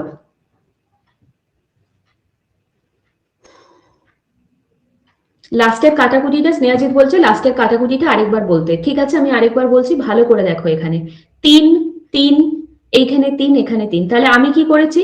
আর কিন্তু এটাকে মুছছি না, হ্যাঁ এখানেই দেখাচ্ছি, এই 3। তাহলে আমি প্রথমে কি দিয়ে কাটা শুরু করেছিলাম বলো? রো 2 দিয়ে কাটা শুরু করেছিলাম। তাহলে এ বি তে 3 3 ছিল। রো 2 তে দেখো, দেখো আমি যখন সি কলামে এলাম তখন কিন্তু রো 1 এ চলে গেছি, অসুবিধা নেই। যেই রোতেই কাটো না কেন তুমি, প্রত্যেকটা কলামে, A column, B column, C column, D column, প্রত্যেকটা কলামে কাটাকুটি করার মতন মেটেরিয়াল প্রেজেন্ট থাকতে হবে। আমি যে 3 দিয়ে কাটছি, দেখো 3টে কলামেই 3 দিয়ে কাটার মতন মেটেরিয়াল আছে, তাই জন্যই আমি 3টাকে চুজ করেছি কাটবো বলে। ঠিক আছে, তাহলে 3 কেটে গেল। আবার আমার মনে হলো আমি 5 দিয়েও কাটতে পারি, তাহলে সি আর ডি কলামে আমি কিন্তু কাটলাম। আর বি তে দেখো 10 ছিল, তাহলে 5 দিয়ে কাটছি, 10কে কেটে 2 করলাম, এখানে 10কে কেটে 2 করলাম। আর কিন্তু তুমি চেষ্টা করলেও কিছুই কাটাকুটি করতে পারবে না। তো যখন আর কিছু হবে না তখন শেষে গিয়ে করবে মাল্টিপ্লিকেশনটা। এতে কি হলো না, আমার মাল্টিপ্লিকেশন করে আবার কাটাকুটি, মানে এখানে আমি কয়েক সেকেন্ড বাঁচাতে পারবো। ঠিক আছে, এইভাবে করা হলো। হোমওয়ার্ক থাকবে, প্র্যাকটিস করবে, আশা করি ডাউট ক্লিয়ার হয়ে যাবে। বলো, আর কারোর কোনো ডাউট নেই তো? এবারে দেখো আমি এটা নিয়ে আরো একটুখানি সময় দেবো। হ্যাঁ বলো, কেউ কিছু বলছো? বলো। হ্যাঁ ম্যাম, বলছি সি কলামে যেহেতু 5টা আমি একবার কেটেছি, তো সেই জন্য হুম, 5-এর রো 3-তে যে 10 ছিল ওই জন্য ওটা আমি কাটলাম না, যেহেতু ওই না আর এই দরকার নেই, আর দরকার নেই, তুমি যে কোনো একটা কাটো, দরকার নেই। আমি তো 5 দিয়েই কাটছি, তো 5 যখন মানে নিজেই প্রেজেন্ট আছে তখন আর 10-এর দিকে তাকানোর তো দরকার নেই না। বুঝতে পারলে ব্যাপারটা? ঠিক আছে। আমি জাস্ট হ্যাঁ এখানে হ্যাঁ ম্যাম। 5টা কেটে দিলাম, আর এখানে 10 ছিল, এটাকে কেটে 2 করলাম। আরো যদি কাটাকুটি হতো, আর কাটাকুটি হবে না, কারণ দেখো আমাদের এখানে একটা 2 দিয়ে আবার কাটাকুটি করা যেত। এতে তোমার 2 আছে, বিতে 2 আছে, সিতে 10 আছে, কিন্তু দেখো ডিতে শুধুমাত্র 9 পড়ে আছে, তুমি 9কে কি করে 2 দিয়ে কাটবে? আর কিছু করা যাবে না। এটাই তোমার হ্যাঁ লাস্ট হ্যাঁ ছিল, তো সেটাকেই আমি অ্যান্সার হিসেবে নেব। ঠিক আছে, আচ্ছা দেখো আমি আর একটু সময় নেব এটার পেছনে। এটা তো হলো, তাহলে তোমাদের এবিসিডি বুঝে গেলে, এবিসি যদি বলতো তাহলে কিভাবে করবে সেটাও বুঝে গেলে। এইবারে ধরো তোমাকে প্রশ্নটা দিয়েছে এরকম, একই প্রশ্ন, একই কোশ্চেনটা দিয়েছে, এবারে তোমাকে বললো তুমি ডাইরেক্টলি A/D কত বের করো, A/D কত বের করো ডাইরেক্টলি। ঠিক আছে, এডি। এবারে আমি যখন ডাইরেক্টলি এডি বের করছি, মানে এর পর যদি আমি এডি বের করতে চাই, তখন তুমি ডাইরেক্টলি বলবে এডি, এখানে এর ভ্যালু আমি 8 পেয়েছি, ডি এর ভ্যালু 9 পেয়েছি, একদম কারেক্ট। এডি হচ্ছে কি যে তোমার 8:9। কিন্তু আমাকে এই প্রশ্নটা দিয়ে যদি ডাইরেক্টলি শুধু ফার্স্টেরটা লাস্টেরটা বের করতে দেয়, আমার এত কিছু করার দরকার নেই। আমি ডাইরেক্টলি এডি খুব সহজেই বের করতে পারি। দেখো তো আমি এডি কে এইভাবে কি লিখতে পারি যে A by B into B by C into C by D, কি লেখা যাবে না? A by B into B by C into C by D. দেখো বিবি কাটছে, সিসি কাটছে, তাহলে তো সেই এ বাই ডি পড়ে থাকছে। ব্যাস হয়ে গেল। তাহলে যদি তোমাকে ফার্স্টেরটা আর লাস্টেরটা রেশিও শুধু বের করতে দেয়, দেখো তুমি অলরেডি জানো এ বাই বি মানে কত, 4/3, 4/3। বি বাই সি মানে কত, 3/5, 3/5। সি বাই ডি মানে কত, 10/9, 10/9। এবারে তুমি বসাও, বসিয়ে এটাকে কাটাকুটি করো, কাটাকুটি করে দেখো কত আসছে। 3 3 কেটে গেল, 5 দিয়ে 10 কে কেটে দিলাম 2, তার মানে হয়ে গেল 8/9। দ্যাট ইজ A:D মানে 8/9। দেখো এটাই আমি পেয়েছিলাম। তাহলে এটা আমার করার দরকার পড়লো না। যদি তোমার এই রকম ভাবে দেয়, ধরো আরো বেশি রেশিও আছে, ফার্স্টেরটা আর লাস্টেরটা ডাইরেক্টলি বের করতে দিয়েছে, তাহলে জাস্ট জিনিসটাকে এইভাবে লিখে নেবো, কারণ তাহলেই আমার সব কাটাকুটি হয়ে ফার্স্টেরটা লাস্টেরটা পড়ে থাকবে। ঠিক আছে, একদম সিম্পল ওয়ে, দেখে নাও।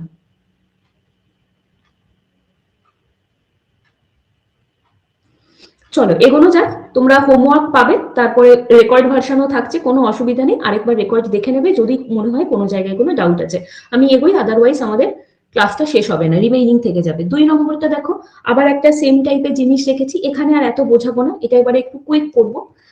দেখো এখানে কিন্তু কোনো রেশিও দেয়নি, জাস্ট বলে দিয়েছে A by B 1/3, B by C 2, 2 এর তলায় কিছু নেই মানে অবভিয়াসলি 1 আছে, সি বাই ডি 1/2, ঠিক আছে, ডি বাই ই 3, 3 মানে 3/1, আর ই বাই এফ মানে হচ্ছে 1/4। আর আমাদেরকে কি বের করতে দিয়েছে এখানে, ভালো করে দেখো, এবিসি বাই ডিইএফ ডাইরেক্টলি বের করতে দিয়েছে, তাহলে তুমি ফটাফট করবে একদম। আচ্ছা এখানে ছোট এবিসিডি আছে, তাহলে A is to B is to C is to D is to E is to F, এত কিছু দিয়েছে, এত কিছু দিয়েছে, আমি লিখে দিলাম। এবারে জাস্ট আমি তলায় তলায় লিখতে থাকবো। দেখো এবি কত, 1 3 বসিয়ে দিলাম 1:3, ঠিক আছে, তলায় বসাবো। বিসি কত, 2:1, 2:1, বিসি বসিয়ে দিলাম 2:1। সিডি কত, 1:2, সিডি তলায় লিখে দিলাম 1:2। ডিই কত, 3:1, লিখে দিলাম 3:1। ইএফ কত, 1:4, লিখে দিলাম 1:4, 1:4 কিন্তু লিখে দিলাম। ঠিক আছে, তাহলে এতগুলো যে পড়ে থাকছে, এইবারে তো তোমাকে করতে হবে বাবা, কিছু করার নেই, টুকটুক করে করে ফেলো। 3 3 3 3 হয়ে গেল। ঠিক আছে, এই যে পাশের গুলো দিয়ে ফিল আপ হচ্ছে, এখানে 1 এখানে 1 এখানে 1 হয়ে গেল, এই 2 এই 2 হয়ে গেল। ঠিক আছে, কোনটা কার তলায় লিখছো সেটা কিন্তু যেন ভুলভাল না হয়ে যায়। এর তলায় 1 ছিল আর এখানে একটা 1, দেখে নেবে আমার লেখাটা ঠিকঠাক আছে কিনা। আর এই দিকের গুলো ফিল আপ করো, এই দিকটা 2 হলো, এখানে 1 ছিল, এই 1 বসালাম। ঠিক আছে, পাশের জায়গাটা দিয়ে ফিল আপ হচ্ছে, এখানে 3 ছিল, এখানে 3 বসলো, এখানে 3 বসলো, এখানে 3 বসলো, এখানে 1 ছিল, তাহলে এই সবগুলো 1 হবে, 1 1 1 1। দেখো সবগুলোকে আমি ফিল আপ করে নিয়েছি। এইবারে তুমি জাস্ট একবার চোখ বুলিয়ে দেখে নাও, একবার তুমি চোখ বুলিয়ে দেখে নাও যে তোমার কিছু কাটাকুটি যাচ্ছে কিনা, আমাকে বলো তো কিছু কাটাকুটি কি যাচ্ছে? এই যে আমি লিখে নিলাম, কাটাকুটি কি যাচ্ছে? ভালো করে দেখবে, দেখো তো আমি 3 গুলো কাটতে পারছি কিনা। সবগুলোতে 3 দেখতে পাচ্ছি, এই যে ওপরে দেখো এই সবগুলোই 3 আছে না, এই সবগুলো 3 কেটে দিলাম। আর এতে কি 3 আছে? হ্যাঁ এই যে কেটে দিলাম 3। আচ্ছা 2 দিয়ে কি কাটা যাবে? 2 দিয়ে কি কাটা যাবে আমাকে বলো, 2 দিয়ে কাটাকুটি করা যাবে কি যাবে না? দেখো এবি তে 2 আছে, ডিইএফ এ 2 আছে, বাট সি তে দেখো 2 দিয়ে কাটার মতন কোনো মেটেরিয়াল নেই, 2 দিয়ে কাটার মতো কোনো মেটেরিয়াল নেই, হলো না। 3 দিয়ে কি আর কাটা যাবে? দেখো না, 3 দিয়েও আর কাটা যাবে না। বিসিডি তে 3 ছিল, ই তে 3 নেই, এফ এ নেই, 1 দিয়ে তো কাটাকুটি করার আর কোনো মানে হয় না, তার মানে বোঝা গেল আর কিছুই কাটাকুটি করা যাবে না। এইবারে তুমি বের করে নাও, এ কত হয়ে গেল? সিম্পলি 2 হয়ে গেল। বি কত হয়ে গেল? 3 2 6 হয়ে গেল। সি কত হয়ে গেল? সি হয়ে গেল তোমার 3। ডি কত হয়ে গেল? আবার 3 2 6 হয়ে গেল। ই কত হয়ে গেল? সিম্পল 2। আর এফ কত হয়ে গেল? 4 2 8। দেখো এই আমি পেয়ে গেলাম A B C D E F. কি বের করতে দিয়েছে এখানে বলো? কি বের করতে দিয়েছে? এ বি সি সবগুলো কিন্তু প্রোডাক্টে আছে, বাই ডি ই এফ বসিয়ে দাও। এ কত? এ হচ্ছে 6, 2 ইন্টু 2, তো এর value 2 into 6 into 3, 2 into 6 into 3। DF কত? 6 ইন্টু 2 ইন্টু 8। হলো? ব্যাস, তাহলে কি হলো? 6 6 কেটে গেল, 2 2 কেটে গেল, পড়ে থাকলো কত? 3/8। 3/8 মানে অপশন এ আমাদের অ্যান্সার। দেখো তো বোঝা গেল কিনা, বলো বলো, কে বুঝলে না জিজ্ঞাসা করো।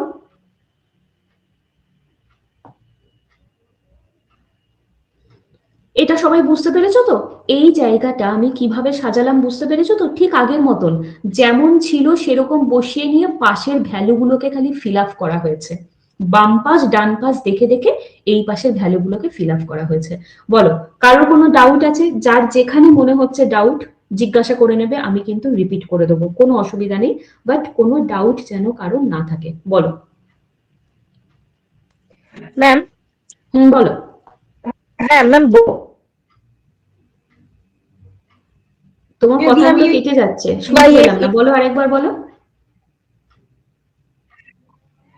ম্যাম বলছি যদি A B C by D F টা A by F B by D into C by E এরকম করে লিখে যদি ওই A by B into B by C মানে গুণ করে করে যদি ওভাবে যদি বের করা যেত, মানে এ বাই এফ এর মান আর ডি বাই ই এর মান আর তুমি সি বাই এটাকে ই এর খুব মান। বেশি হলে এভাবে করতে পারো, A by D, B by, এটা ই আছে না, B by E, C by F. কিন্তু দেখো একটা জিনিস তোমার প্রবলেম হবে, সেটা হচ্ছে কি যে তোমাকে আগে সবগুলোর ভ্যালুকে ইকুয়াল করতে হবে, কারণ A B B C, B এর কিন্তু দুটো ভ্যালু আছে, তাই দুটো ভ্যালুকে কিন্তু সেম রাখতে হবে।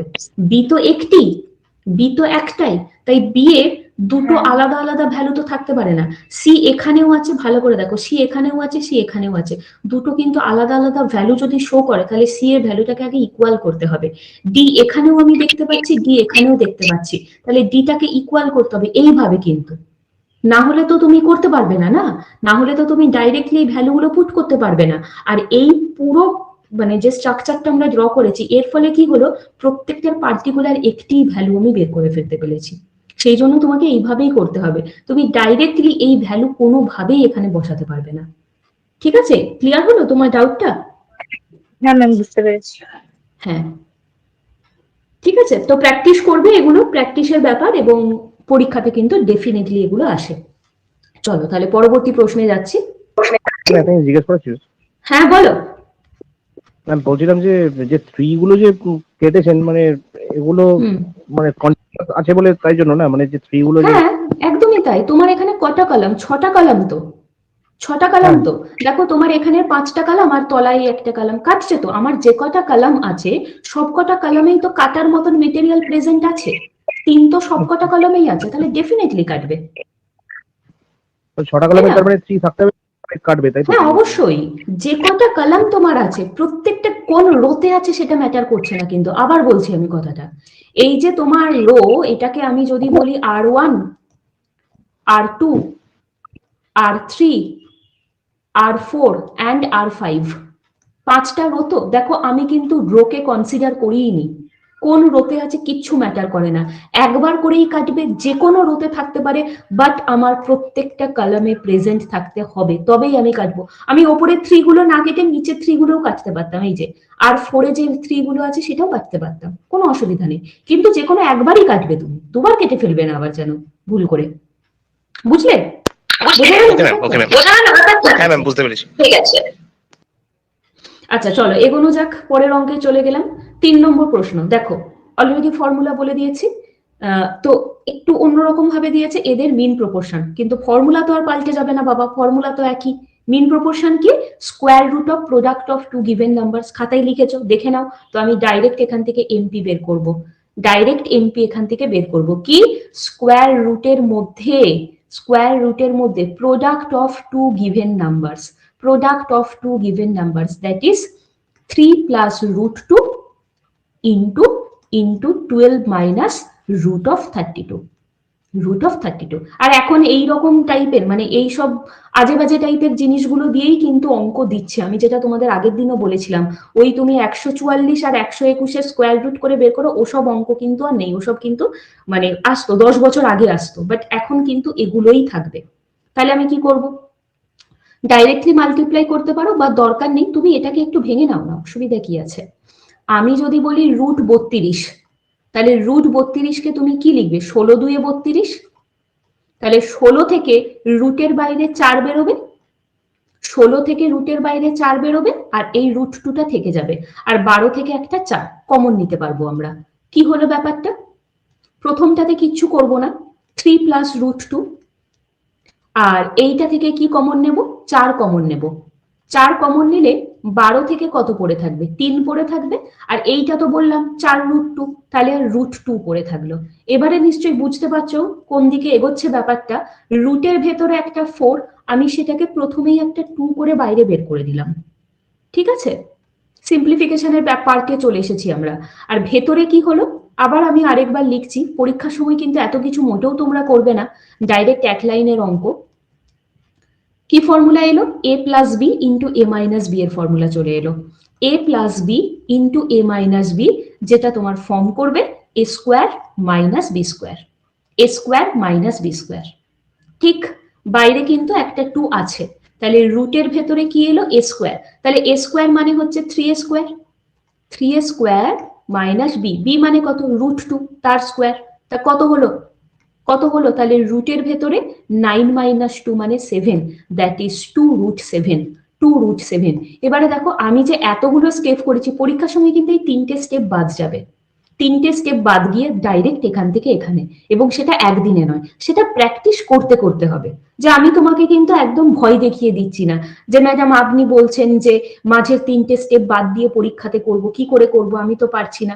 আরে বাবা, তুমি প্র্যাকটিস করো, তুমি 6টা মাস অঙ্ক প্র্যাকটিস করো, তবে তো পারবে, তাই না? সবটাই তো প্র্যাকটিসের ব্যাপার। কিন্তু আমাদের পরীক্ষার সময় অত সময়ও থাকবে না, আর অত লেখার মতন খাতাও আমাদেরকে দেবে না। একটা ছোট মতন পেজ দেবে, তার মধ্যে তোমার অঙ্কের পেপার কমপ্লিট করতে হবে। তার মানে কি করব? আমাদের কিন্তু এগুলো মাইন্ড ক্যালকুলেশন করতে হবে পরীক্ষার সময়। ঠিক আছে, সবটা প্র্যাকটিসের ব্যাপার। প্র্যাকটিস করতে কিন্তু করতে করতে আমাদের এই জিনিসগুলো কিন্তু মাথায় চলে আসবে। তাহলে 2√7 কি ফর্মুলা? এমপি হচ্ছে square root of product of two given numbers. দেখে নাও, কারোর কোনো ডাউট থাকলে অবশ্যই প্রশ্ন করবে। হ্যাঁ, ঠিক আছে, বি হচ্ছে আমাদের অ্যান্সার। ঠিক আছে, চলো তাহলে পরবর্তী প্রশ্নে যাচ্ছি। 4 কি বলছে দেখো তো। বলছে the ratio between the third proportional, formula বলে দিয়েছি, লেখা আছে খাতায়, third proportional 12 and 30 and mean proportional of 9 and 25 is, এদের রেশিও। দুটোকে আলাদা আলাদা করে বের করে তাদের রেশিও বের করে নাও। প্রথমে তুমি 12 আর 30-এর থার্ড প্রপোর্শনাল বের করো। তা আমি কি বলেছি? আমি ফর্মুলা একটু আগে কি বললাম, কোথায় ছিল ফর্মুলাটা? ফর্মুলাটা কোথায় লিখেছি? এই যে থার্ড প্রপোর্শনাল, এই তো এখানে, এইটা কি বলেছি? থার্ড প্রপোর্শনাল সেকেন্ড টার্মের square by first term, direct apply করব। সেকেন্ড টার্ম তার স্কোয়ার বাই ফার্স্ট টার্ম লিখেছিলাম, তো সেইটা কিন্তু আমরা ডাইরেক্টলি অ্যাপ্লাই করব। এই যে 12 আর 30-এর থার্ড প্রপোর্শনাল, সেকেন্ড টার্ম কি বলো? সেকেন্ড টার্ম তো 30, তার স্কোয়ার মানে 30 ইন্টু 30 বাই ফার্স্ট টার্ম, তাহলে 30 ইন্টু 30 বাই 12। কিছু করছি না হ্যাঁ এই মুহূর্তে, বা করতেও পারো নাও করতে পারো, থাক। আরেকটা কি দিয়েছে? এমপি বের করতে দিয়েছে। তো এমপি তো বের করা সহজ বাবা, ভ্যালু সহজ দিয়েছে। কি? রুটের মধ্যে 9 আর 25, কিচ্ছু গুণ করব না আমরা। 9 থেকে 3 বের করব, 25 থেকে 5 বের করব, তাহলে 3 5 15 হলো, 3 5 15। আর এটাকে তুমি এরকম রাখতেও পারো, নাও রাখতে পারো, পরেও কাটাকুটি করতে পারো। এখানে একটু কাটাকুটি করে দিতে পারি, 3 দিয়ে করো, 3 4 12, আর এখানে হয়ে যাচ্ছে 10। হ্যাঁ, তাহলে 300 বাই 4, বা 3টাকে আমি 300টাকে এইভাবে লিখছি, 3 ইন্টু 100 বাই 4। কেন লিখলাম বুঝতে পারছো? 4 দিয়ে 100-কে 25 কেটে দিলাম, মানে 3 25-এ 75 হলো। এদিকে থার্ড প্রপোর্শন, এদিকে 75 হয়ে গেল। বা তুমি নিজের মতন করে কাটাকুটি করো, কোনো ব্যাপার নয়। এদের রেশিও বের করতে দিয়েছে, তাহলে এই 75 আর এই 15 দ্যাট ইজ দুটোকেই কি আমি কি বলেছি, আমি রেশিও সেটাকেই অ্যান্সার হিসেবে নেব যখন সেটাকে আমরা লিস্ট ফরম্যাটে নিয়ে যাব। তাহলে 75 আর 15 দিয়ে ভাগ করো, 5 15 75, তাহলে 5:1, মানে বি এরটা কিন্তু আমাদের উত্তর হয়ে গেল। হ্যাঁ একদম ঠিক আছে, দেখে নাও সবাই, দেখে নিয়েছি যারা উত্তর দিয়েছো প্রত্যেকের উত্তর ঠিক আছে, ক্লিয়ার। তাহলে ফর্মুলাগুলো অ্যাপ্লাই হচ্ছে কিনা দেখো, আলাদাভাবে দেয়নি, অঙ্কের মধ্যে দিয়ে দিয়েছে কমপ্লিকেটেড করে। 12 আর 30-এর থার্ড প্রপোর্শন, 9 আর 25-এর মেইন প্রপোর্শন, দুটোকে আলাদা আলাদা করে বের করে তাদের মধ্যে তুমি রেশিও বের করো, এগুলোই আসবে পরীক্ষাতে। চলো পরবর্তী প্রশ্নে যাচ্ছি। 5 নম্বরেরটা কি দিয়েছে দেখে নাও, তোমার এনটিপিসি তে আসা প্রশ্ন। বলছে the fourth proportion two 3, 9 and 4 is the same as the third proportion to a and 12. What is the value of a? দেখো কেমন করে দিয়েছে, 2024-এ মানে লাস্ট এনটিপিসি যে পরীক্ষাটা হয়েছে তাতেই কিন্তু এসেছে তোমার এই প্রশ্নটি। 3, 9 আর 4 এদের ফোর্থ প্রপোর্শন যেটি হবে সেইটা হচ্ছে এ আর 12-র থার্ড প্রপোর্শনের সাথে সমান। তো তুমি বের করে নাও ফোর্থ প্রপোর্শনটা।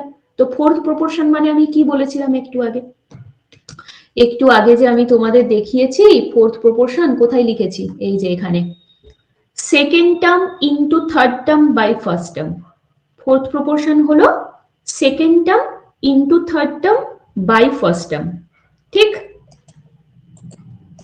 এবারে করে ফেলো ডাইরেক্ট বসিয়ে, আর না হলে না মনে রাখতে পারলে কিন্তু তখন আবার তোমাকে ওই লিখে লিখে করতে হবে। তাহলে প্রথমে হচ্ছে ফোর্থ প্রপোর্শনটা আমি বের করব, সেকেন্ড টার্ম মানে 9, থার্ড টার্ম মানে 4 বাই ফার্স্ট টার্ম মানে 3। তাহলে কত হলো এখানে দেখে নাও, 3 4 12 হয়ে গেল ফোর্থ প্রপোর্শন। এবারে এ আর 12 এর থার্ড প্রপোর্শন হচ্ছে 12। এবারে থার্ড প্রপোর্শনের ফর্মুলা আমি কি শিখেছি, থার্ড প্রপোর্শন হচ্ছে তোমার সেকেন্ড টার্মের স্কোয়ার বাই ফার্স্ট টার্ম, এটা আমি শিখে এসেছি। তাহলে থার্ড প্রপোর্শন মানে 12, সেকেন্ড টার্ম এখানে কত বলো, সেকেন্ড টার্ম হচ্ছে এখানে 12 স্কোয়ার মানে 12 ইন্টু 12 বাই তোমার ফার্স্ট টার্ম কত এ, তাহলে এই 12 কেটে গেল মানে এদিকে 1, তাহলে এ হয়ে গেল তোমার 12। এটাই জানতে চেয়েছিল যে এ এর ভ্যালু কত, তাহলে এ এর ভ্যালু 12, দেখে নাও ঠিক আছে, একদম সববার উত্তর ঠিক আছে। তাহলে তোমার যদি ফর্মুলাগুলো জানা থাকে যে কি ফোর্থ প্রপোর্শন কি থার্ড প্রপোর্শন, তাহলে এটা করতে ক সেকেন্ড টাইম লাগবে বলো, তাই না? চলো পরবর্তী প্রশ্নে যাচ্ছি। দেখো ডুপ্লিকেট রেশিও সেটাও আমরা করেছি, ডুপ্লিকেট ট্রিপ্লিকেট সবই করলাম। বলছে the product of the duplicate ratio of 2a is to 6b and the reciprocal ratio of this। দেখো কি মজার অঙ্ক, তুমি এটার ডুপ্লিকেট রেশিও আলাদা, কি বললাম ডুপ্লিকেট রেশিও মানে যদি এ আর বি এর ডুপ্লিকেট রেশিও বলে সিম্পলি স্কোয়ার করে দেওয়া, এ স্কোয়ার বি স্কোয়ার। তাহলে এদের যদি ডুপ্লিকেট রেশিও বের করতে চাই 2a আর 6b, এদের ডুপ্লিকেট রেশিও কি, সিম্পলি এদের square, that is 4a square আর 36b স্কোয়ার হয়ে গেল ডুপ্লিকেট রেশিও। রেসিপ্রোকাল রেশিও বলছে and the reciprocal ratio of this 4a square আর 25b স্কোয়ার। তো এদের রেসিপ্রোকাল রেশিও কি হয়ে গেল, কি হবে এদের রেসিপ্রোকাল রেশিও, 1/4a স্কোয়ার আর 1/25a স্কোয়ার, ঠিক আছে তাই তো? দেখো এইটাকে তুমি ইয়ে করে দাও না, ওটা বি স্কোয়ার হবে, স্কোয়ার লিখে দিয়েছি, 25b স্কোয়ার আছে, ইয়ে করে দাও না, ক্রস করে দাও, তাহলেই তো হয়ে যাবে। আলাদা করে তো করার দরকার নেই, দুটো থাকলে তো আমরা ডাইরেক্ট উল্টে দিলেই পেয়ে যাব।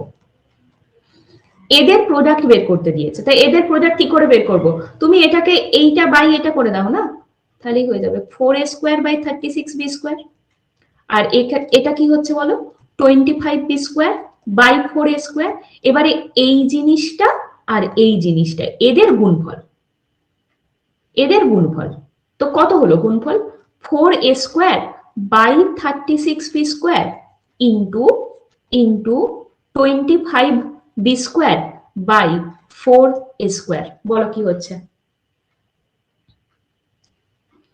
দেখো বি স্কোয়ার কেটে গেল, এ স্কোয়ার কেটে গেল, 4 4 কেটে গেল, পড়ে থাকলো কি 25 বাই 36, মানে তোমার 25:36, that is none of this option D আমাদের অ্যান্সার। দেখো বোঝা গেল? ঠিক আছে, বলো।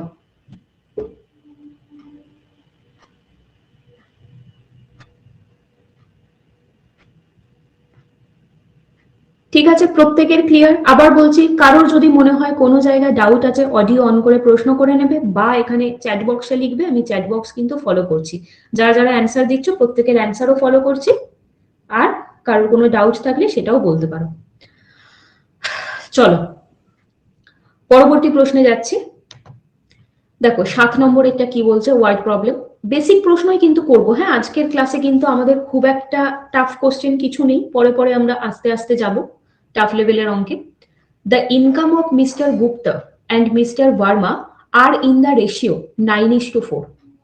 Their expenditure are in the ratio 7:3. যদি তারা সেভ করে 2000 টাকা করে, if each save rupees 2000, then Mr. Gupta's expenditure, বুঝলে কি বললো কথাটা? মিস্টার গুপ্ত এবং মিস্টার ভার্মা এদের আয়ের অনুপাত হচ্ছে 9:4।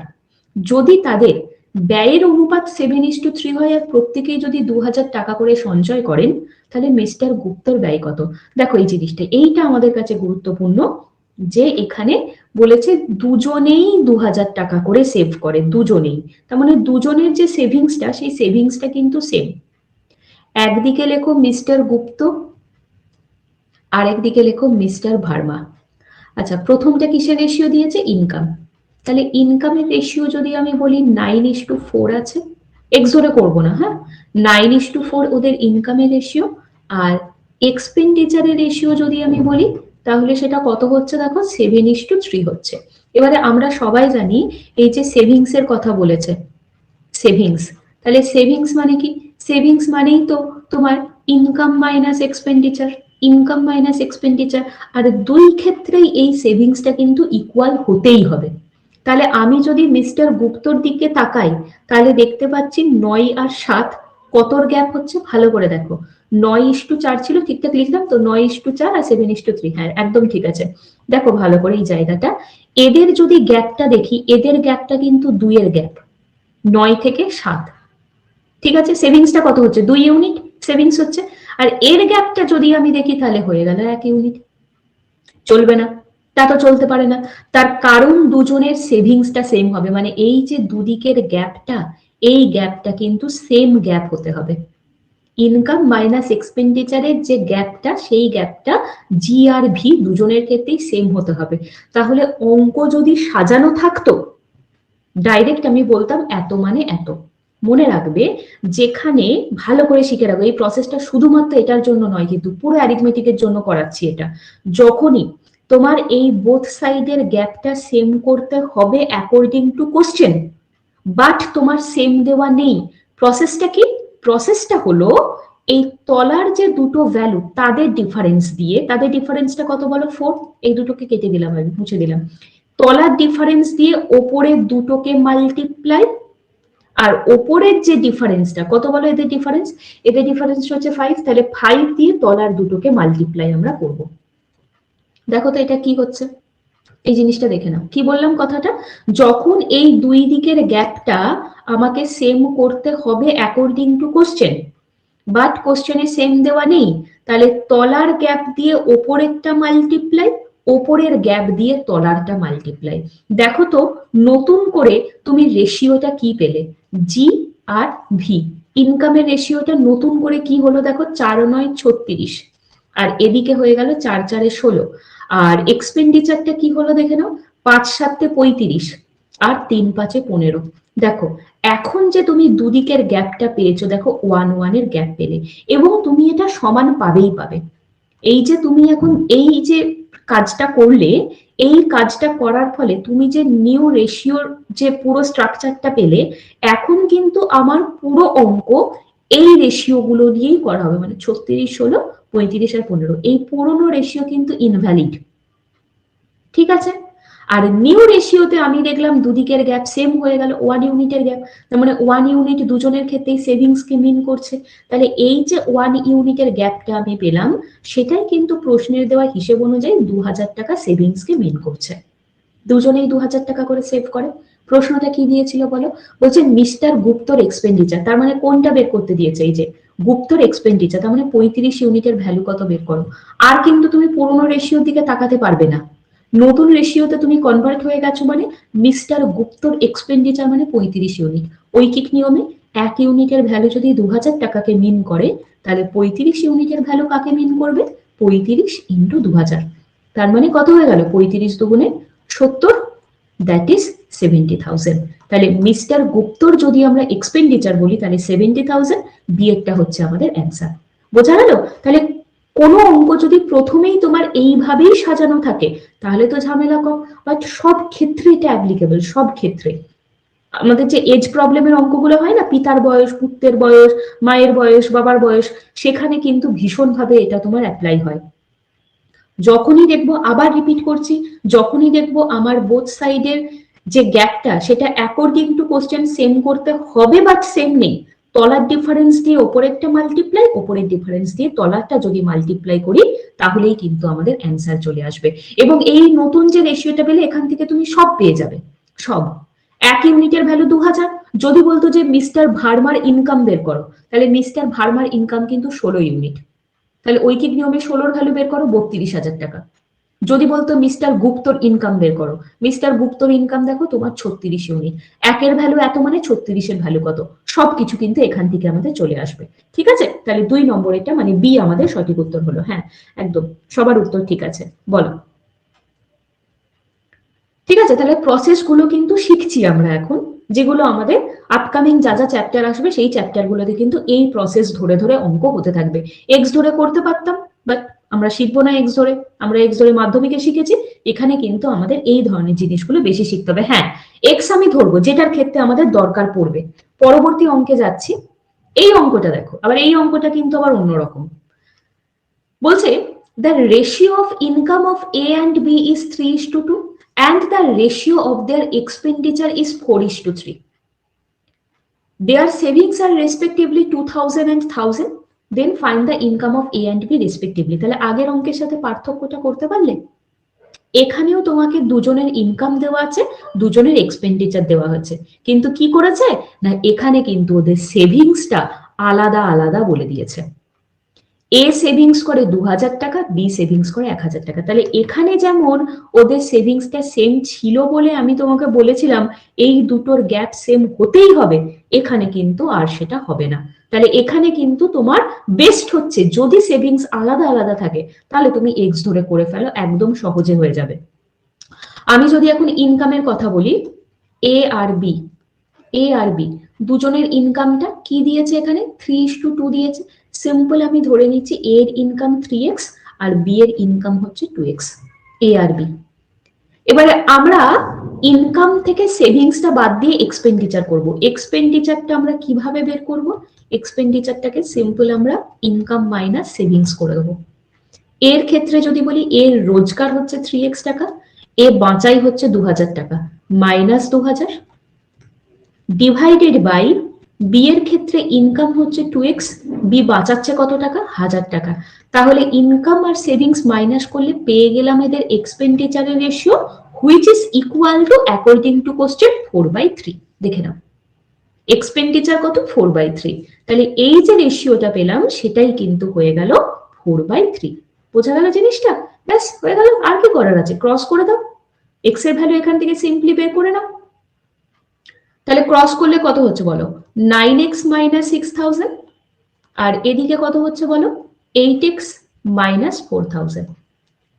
তাহলে 9x, এক্স গুলোকে একদিকে নিয়ে এসো, 9x মাইনাস 8x মানে অনলি এক্স, আর 6000টা রাইট সাইডে পাঠিয়ে দেবো।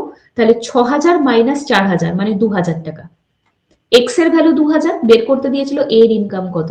তাহলে এর ইনকাম হচ্ছে 3000, তার মানে হয়ে গেল 6000 টাকা হচ্ছে এর ইনকাম, আর বি এর ইনকাম, তাহলে বি এর ইনকাম 2000 মানে 4000 টাকা। বোঝা গেল তো আমি এটা কেন এক্স ধরে করলাম? তার কারণ এই ক্ষেত্রে কিন্তু আমি এই প্রসেসটা অ্যাপ্লাই করতে পারতাম না। এবারে বলবে ম্যাডাম তাহলে দরকার কি আছে, যেমন ভাবে রেশিও আছে বা যেমন ভাবে গ্যাপ থাকবে সেই অনুযায়ী করব। না, ওটা কিন্তু হবে না, ওই রকম ভাবে করবো না। কারণ কার ক্ষেত্রে কিরকম গ্যাপ আসবে, মানে কার ক্ষেত্রে এক্সপেন্ডিচারটা কেমন আসবে তা তো আমি জানি না। তাই নিজের ইচ্ছে মতন 2 মানে এত, 4 মানে এত ওইভাবে কিন্তু করা যাবে না। তাই যদি তোমার সেভিংস আলাদা আলাদা বলে দেয়, তাহলে বেস্ট হচ্ছে জাস্ট এক্স ধরে নিয়ে ইকুয়েশনটা বানিয়ে নাও। আর যদি সেভিংস সেম থাকে এই ধরনের অঙ্কগুলোতে, তাহলে আর কোনো এক্স ধরার দরকার নেই, ডাইরেক্ট এইভাবে করবে। দেখে নাও একবার, বলো কারো যদি কোনো প্রশ্ন থাকে এই দুটো অঙ্ক মিলিয়ে, তাহলে কিন্তু হবে। হ্যাঁ, 6000 আর 4000 মানে 4 নম্বরেরটা উত্তর হচ্ছে। বলো কারো যদি কোনো কোয়ারি থাকে, কোনো ডাউট থাকে, সেটা কিন্তু ক্লিয়ার করে নাও। এখানে যেহেতু সেভিংসটা আলাদা, এই জন্য আগের মেথডটা চলবে না, মানে যেহেতু সেভিংস এর গ্যাপ হ্যাঁ, দুটো সেভিংসটা আলাদা, একদমই তাই। গ্যাপটা যেহেতু দুই ক্ষেত্রে গ্যাপটা আলাদা আলাদা আছে, সেই জন্য এটাকে এক্স ধরে করলাম আমি। ঠিক আছে, চলো তাহলে পরের অঙ্কে যাচ্ছি। কি বলছে দেখো তো, 9-এরটা খুব সুন্দর অঙ্ক দিয়েছে, ভালো করে পড়বে। বলছে এবিসি এদের ব্যয়ের অনুপাতটা দিয়েছে, এক্সপেন্ডিচারের রেশিওটা দিয়েছে 16, 12 আর 9। তাদের সঞ্চয়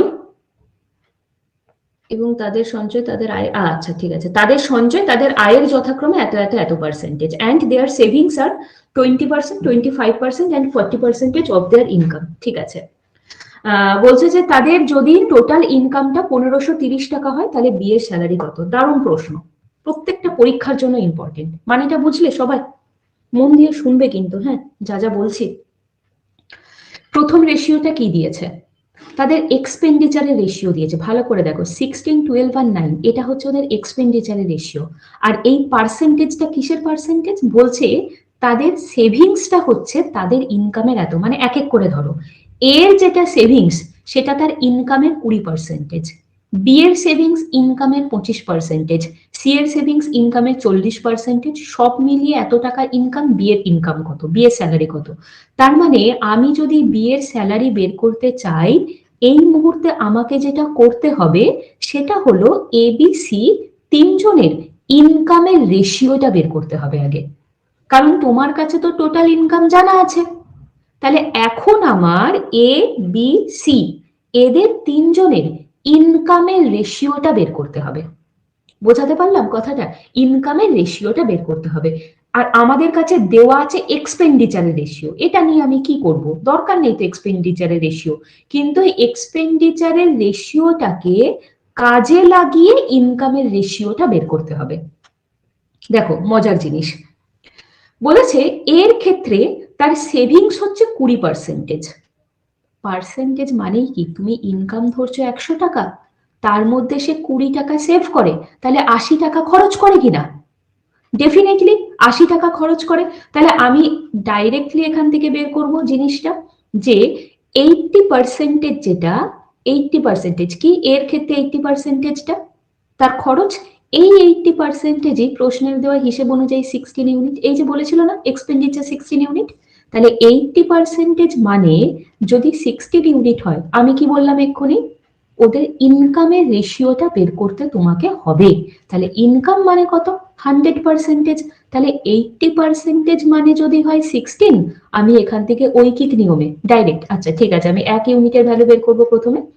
80% মানে 16, তাহলে ঐকিক নিয়মে 1% মানে কত হবে বলো? 16/80। পার্সেন্টেজ আর লিখছি না, 16/80। আর আমি বের করব ইনকাম, ইনকাম মানে কত? 100%। তাহলে 100% মানে কত হবে? 16/80 ইন্টু 100। বোঝা গেল? তাহলে এটাকে ক্যালকুলেশন করো, 16 দিয়ে 80-কে কাটলে 5 16 80 হয়, 5 দিয়ে 100-কে কাটলে 20। তাহলে এই যে 100%, এটা আমরা এর ইনকাম পেলাম। এবং আমি যখন বিসি বের করব না, আমি এটাকে ডাইরেক্টলি করব। ভালো করে দেখো, এই জায়গাটা একটু ভালো করে দেখো, 16/80, 16 কি ছিল? এই যে এর ইনকাম এক্সপেন্ডিচার ছিল, বাই 80%। ঠিক আছে, এই যে 80% তার এক্সপেন্ডিচার। তাহলে বি এর ক্ষেত্রে যখন তুমি বের করবে, বি এর ক্ষেত্রে এবারে তুমি ডাইরেক্টলি বলো। দেখো তো, আমি বি এর ক্ষেত্রে যখন 100%ও তো বি এর ইনকাম, তাহলে সেইটা যখন বের করব কি হবে?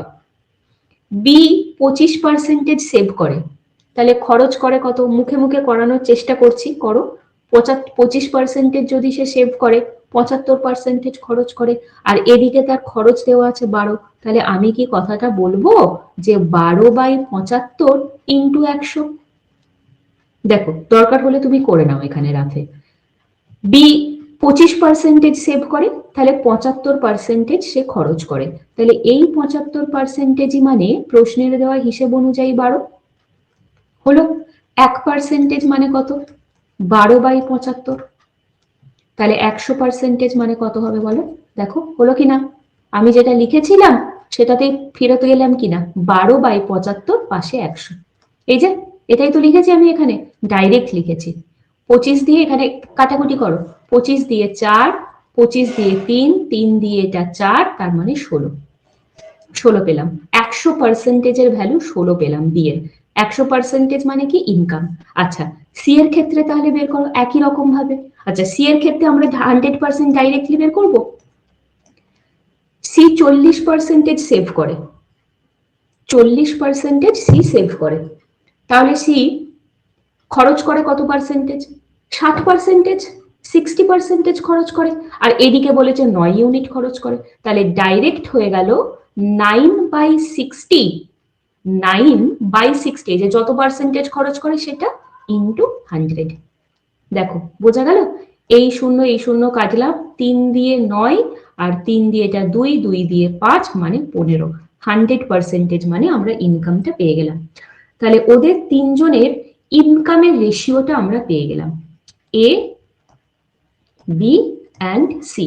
কি পেলাম ওদের ইনকামের রেশিও, 20, এই যে 20, 16 and 15, 20, 16 and 15 ওদের ইনকামের রেশিও। টোটাল ইনকাম কত বলো, 1530, 1530 টোটাল ইনকাম।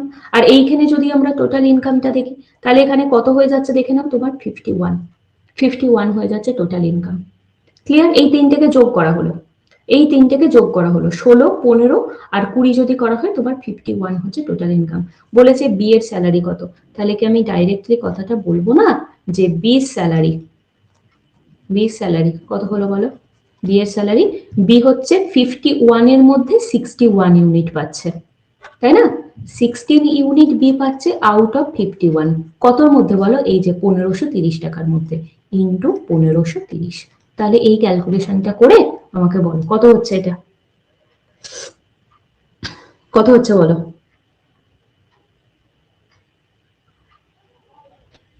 ডাইরেক্ট এটা তোমার কত হয়ে যাবে, 3 হয়ে যাবে। তো 51কে 3 দিয়ে গুণ করো না, তাহলেই এটা হয়ে যাচ্ছে, তো মানে 30 হয়ে যাচ্ছে এটা।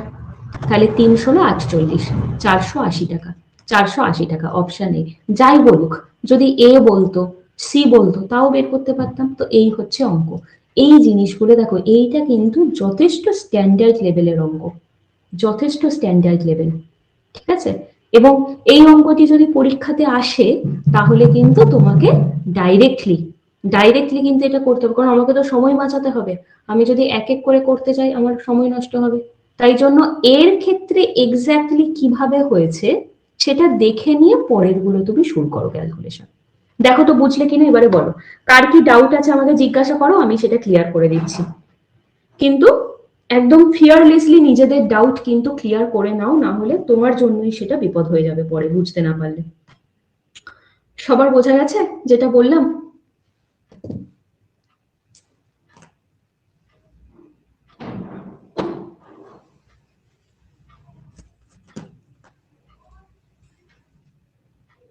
প্রত্যেকে ক্লিয়ার তো?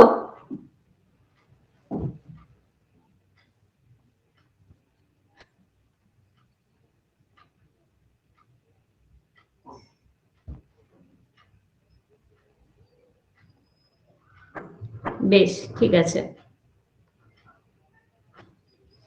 চলো তাহলে পরের অঙ্কে যাচ্ছি।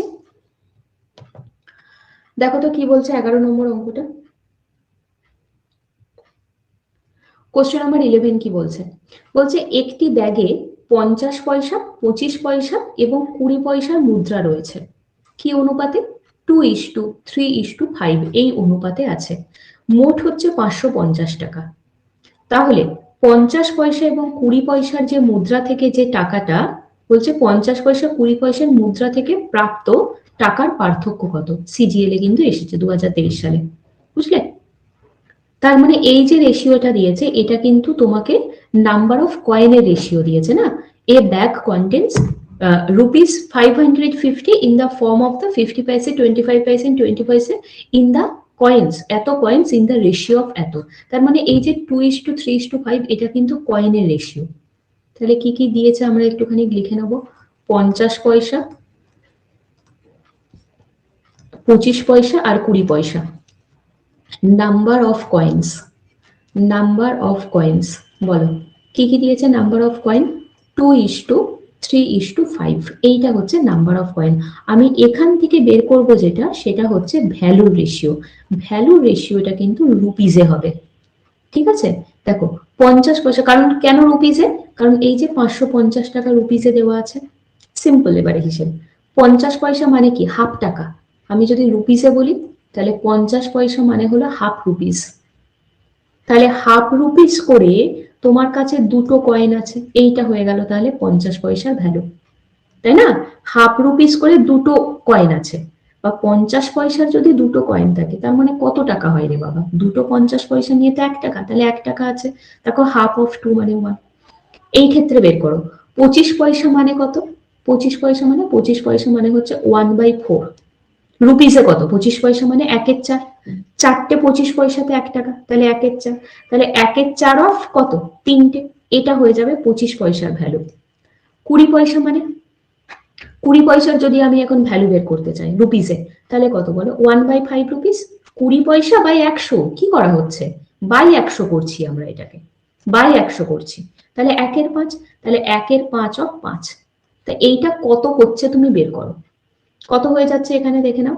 1 3/4 আর এদিকেও হয়ে যাচ্ছে 1। তাহলে সব মিলিয়ে যদি আমরা এটাকে ক্যালকুলেশন করি তাহলে আমাদের কত হয়ে যাচ্ছে? 4 হয়ে যাচ্ছে, এখানে 3 হয়ে যাচ্ছে, আর এখানে সরি এটাকে প্লাস দিয়ে দাও তাহলেই হবে। প্লাস সব কটাকে কিন্তু যোগ করছি, ঠিক আছে? 3 + 4, তাহলে 4 4 8, 8 3 11, 11/4 এত। ভ্যালুটা বেরোচ্ছে 11/4। আর অঙ্কে কি বলেছে দেখো, ভ্যালুটা হচ্ছে 550। তাহলে আমি কি এখন বলতে পারি এই যে 11/4 ইউনিট আমাদের বেরোলো, এটা মানেই প্রশ্নের দেওয়া হিসেব অনুযায়ী 550 টাকাকে বোঝানো হচ্ছে। এই যে 11/4 বেরোলো, এটা মানেই তো 550 টাকাকে বোঝানো হচ্ছে। আর আমাদেরকে কি বের করতে দিয়েছে এবারে তুমি বলো, কি বের করতে দিয়েছে? বলছে যে তুমি এখানে বের করো the difference between the amount that are contributed by the 50 paise and 25 paise coins. এই যে এইটা, এদের মধ্যে ডিফারেন্সটা দেখো, মজার জিনিস, এদের মধ্যে ডিফারেন্সটা তো 0 হয়ে গেল না। এদের মধ্যে ডিফারেন্সটা তো 0, তার কি ভ্যালু বের করবে তুমি? ডিফারেন্সটা তো 0 বলেই দিয়েছে। তাহলে এত ইউনিটের ভ্যালু যদি এত হয়, আমি যদি তোমাকে এখান থেকে বের করতে বলি যে 0 ইউনিটের ভ্যালু কি হবে বাবা, তো তুমি তখন কি বলবে? 0ই হবে, আর কি হবে? তার মানে ডিফারেন্সটা কত? 0। দ্যাট ইজ অপশন ডি আমাদের অ্যান্সার। এই হচ্ছে আমাদের প্রশ্ন। দেখো এইটা কিন্তু তোমার সিজিএল এসেছে, বুঝলে? এই রকম ধরনের প্রশ্ন কিন্তু সিজিএল এ আসে। সবার ক্লিয়ার হলো কিনা আমাকে বলো। এবারে হ্যাঁ, এখানে তো তোমার 0 হয়ে গেল, যদি অন্য কিছু বের করতে দিত তাহলেও তো কোনো ব্যাপার নয়। চলো করা যাক। 11/4 ইউনিট মানে 550। তো তুমি এখান থেকে ঐকিক নিয়মে 1 ইউনিটের ভ্যালু বের করে নাও। কি হবে? 550 বাই 11/4 বাই 11/4, তাহলে কত হলো? 550, 4টা উল্টে ওপরে চলে গেল, নিচে হচ্ছে 11, তাহলে 11 দিয়ে 550 কে কাটলে 50, তাহলে 1 ইউনিটের ভ্যালু হচ্ছে 200। 200 বেরোলো। এবারে তোমাকে যেটাই বলুক তুমি কিন্তু সেইটা পেয়ে যাবে। যদি বলতো যে আমার কাছে 50 পয়সার কয়েন মিলিয়ে কত টাকা আছে, তা আমি বলতাম 50 পয়সার কয়েন মানেই তো 1 ইউনিটের ভ্যালু, তাহলে 1 ইউনিটের ভ্যালু কিন্তু 200 টাকা। এই যে এইটা কিন্তু তোমার 200 টাকা হয়ে গেল। আর 20 পয়সা সেটাও কিন্তু 1 ইউনিট ছিল, তাহলে এটাও কিন্তু 200 টাকা পার্টিকুলারলি। আর যদি বলতো 25 পয়সা মিলে কত টাকা আছে, তার মানে তোমার 3/4 বের করো। 200 3/4, 3/4, তখন আমাদের কত হতো দেখো, তোমার 3 5 15, 150 টাকা। 100, দেখো সবটা মিলে কিন্তু 550 টাকাই হচ্ছে। 200 + 200 আর 150 নিয়ে তোমার 550ই হচ্ছে কিনা, বোঝা গেল? তাহলে যাই দিক না কেন আমাদের হয়ে যাবে। এবং এই অঙ্কটার মজার বিষয় হচ্ছে তোমার এই অঙ্কটা কিন্তু এত কিছুও করার দরকার ছিল না, এই যে আমি এত কিছু করলাম সেটাও দরকার ছিল না, কারণ আমি যখনই এই রেশিওটা বের করেছি তারপরে একবার যদি আমি অঙ্কের দিকে তাকিয়ে দেখি যে কি প্রশ্ন বের করতে দিয়েছে, বলছে 50 পয়সা আর 20 পয়সার মধ্যে যে অ্যামাউন্ট তার ডিফারেন্স, তাহলেই তো আমি দেখতে পাচ্ছি এখানে 1 আর এখানে 1, তাহলে 1 এর ডিফারেন্স 0, তাহলে 0ই হবে আমাদের অ্যান্সার। মানে এই যে আমি যোগ করে 11/4 করলাম, সেটা আবার 550 এর সাথে সমান করলাম, এটার দরকার পড়বে না। ঠিক আছে, পরীক্ষার সময় আমাদের অ্যাপ্রোচ হবে এইটা। দেখো বোঝা গেল কিনা আমাকে বলো, সবার ক্লিয়ার তো? কারোর কোনো ডাউট নেই? প্রশ্ন করবে কিন্তু, ডাউট থাকলে জিজ্ঞাসা করে নেবে।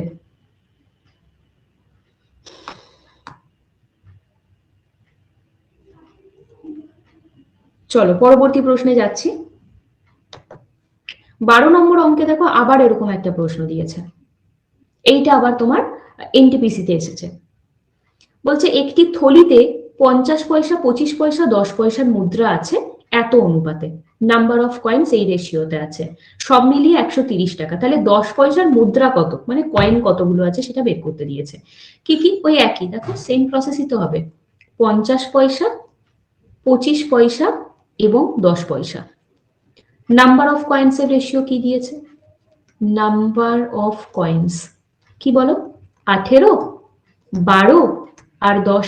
তো তুমি এখান থেকে একেবারে ভ্যালুর রেশিও বের করো। ভ্যালু কিসে বের করব? ভ্যালু কিন্তু আমি রুপিসে বের করব। 50 পয়সা রুপিস কত? হাফ টাকা। একটা 50 পয়সা কত? হাফ টাকা।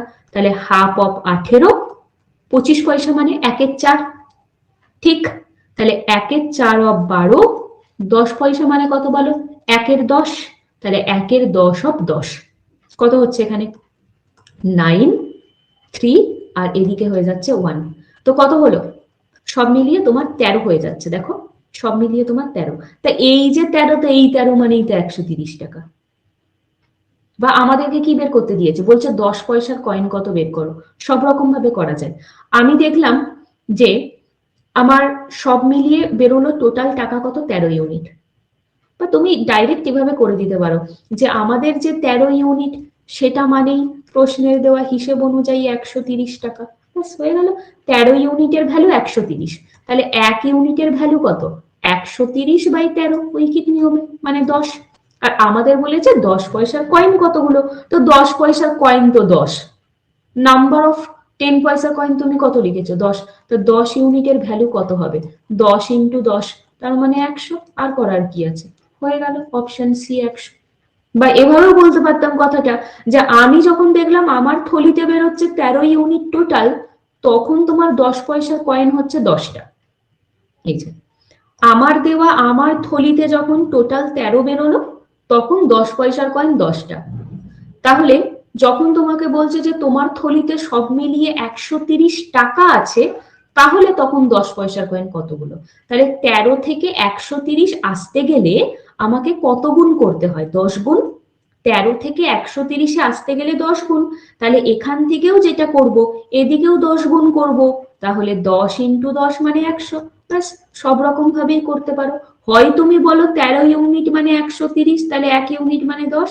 বা তুমি এভাবে বলো 13 ইউনিট আমার ব্যাগে বেরোলো, তখন ওখানে 10 টাকা ছিল, তাহলে 130 টাকাতে কত টাকা থাকবে, সেই ঐকিক নিয়মই হচ্ছে। ঠিক আছে, তাহলে দেখো এইটিও কিন্তু এনটিপিসিতে এসেছে। বোঝা গেল?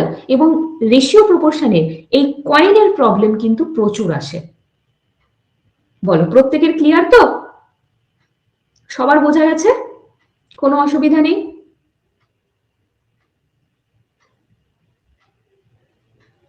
ঠিক আছে।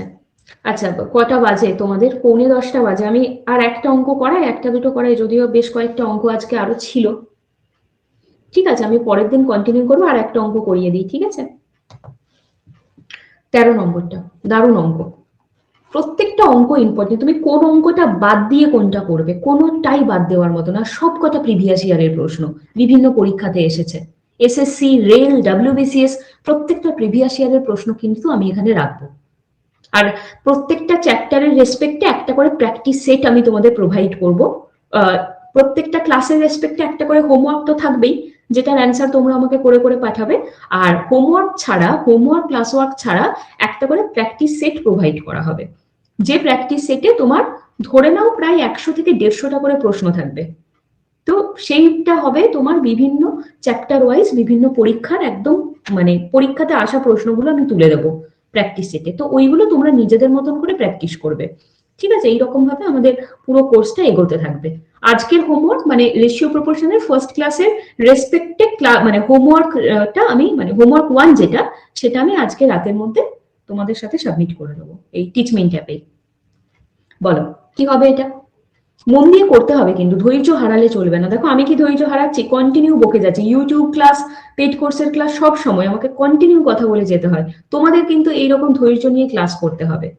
যে ভালো লাগছে না, একটু টাফ লাগছে, টাফ তো একটু লাগবেই। বলো, তুমি অঙ্কের মতন একটা ভারী জিনিস করছো, যথেষ্ট ভারী অঙ্কটা, তো সেইখানে যখন তুমি এরকম একটা সিরিয়াস সাবজেক্ট নিয়ে যখন তুমি স্টাডি করতে বসেছো, তখন তোমাকে একটু সিরিয়াস হতে হবে কিন্তু, মানে একদম কিন্তু কোনো ছেলে খেলার জায়গা নয়।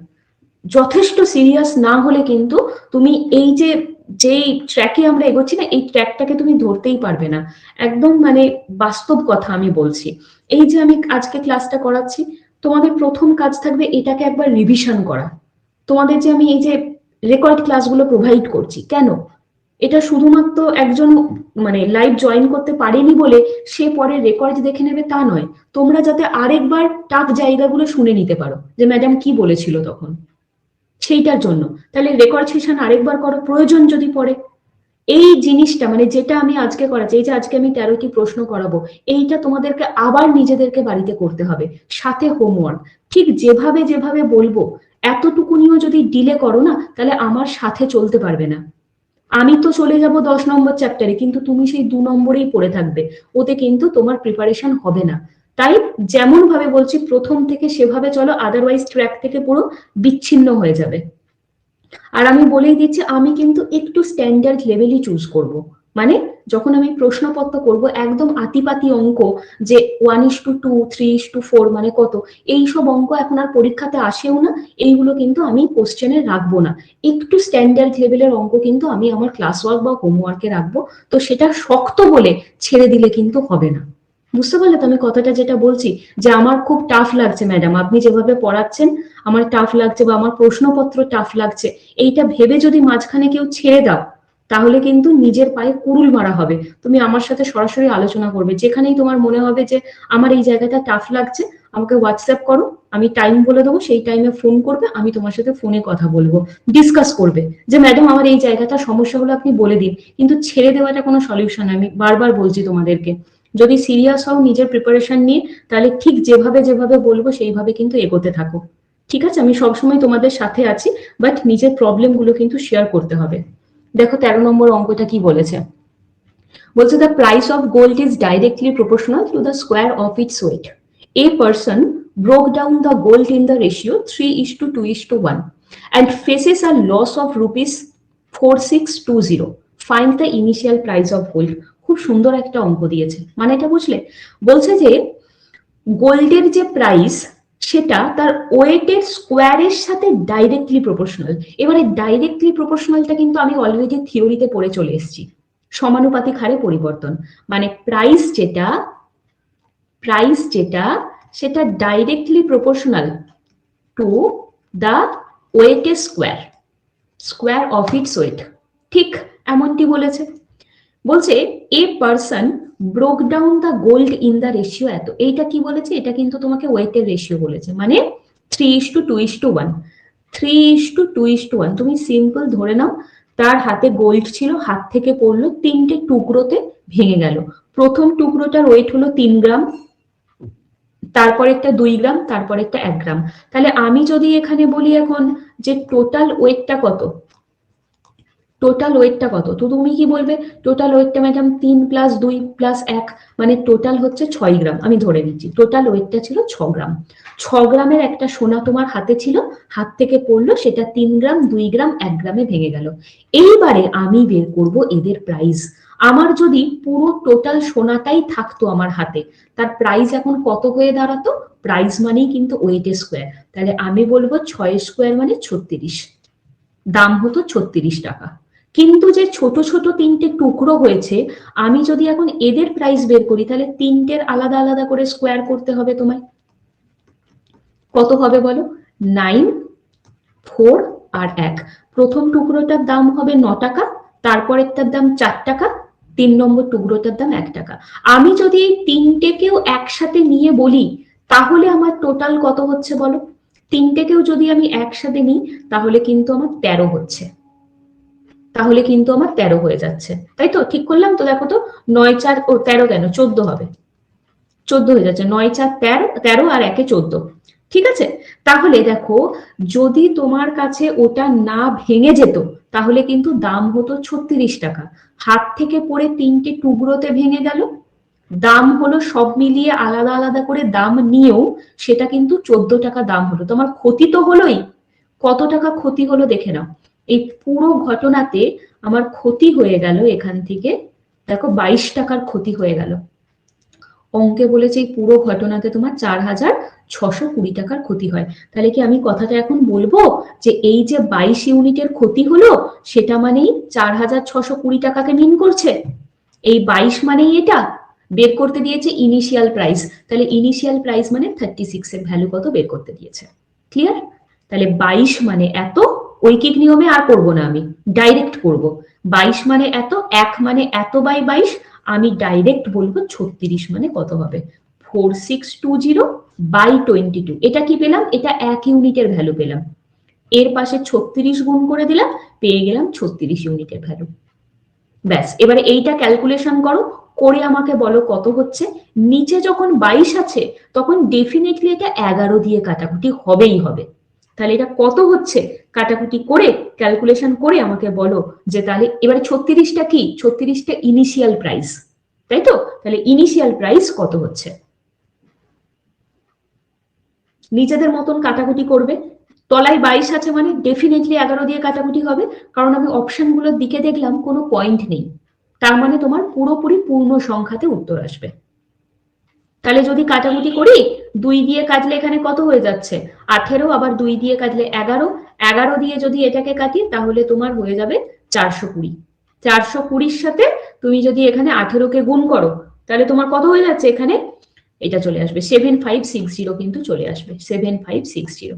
এটাই কিন্তু ইনিশিয়াল প্রাইস, কারণ তুমি 36 ইউনিটের ভ্যালু বের করে নিয়েছো। তাহলে 4এরটা কিন্তু আমাদের উত্তর হয়ে গেল। দেখো সবার বোঝা গেছে?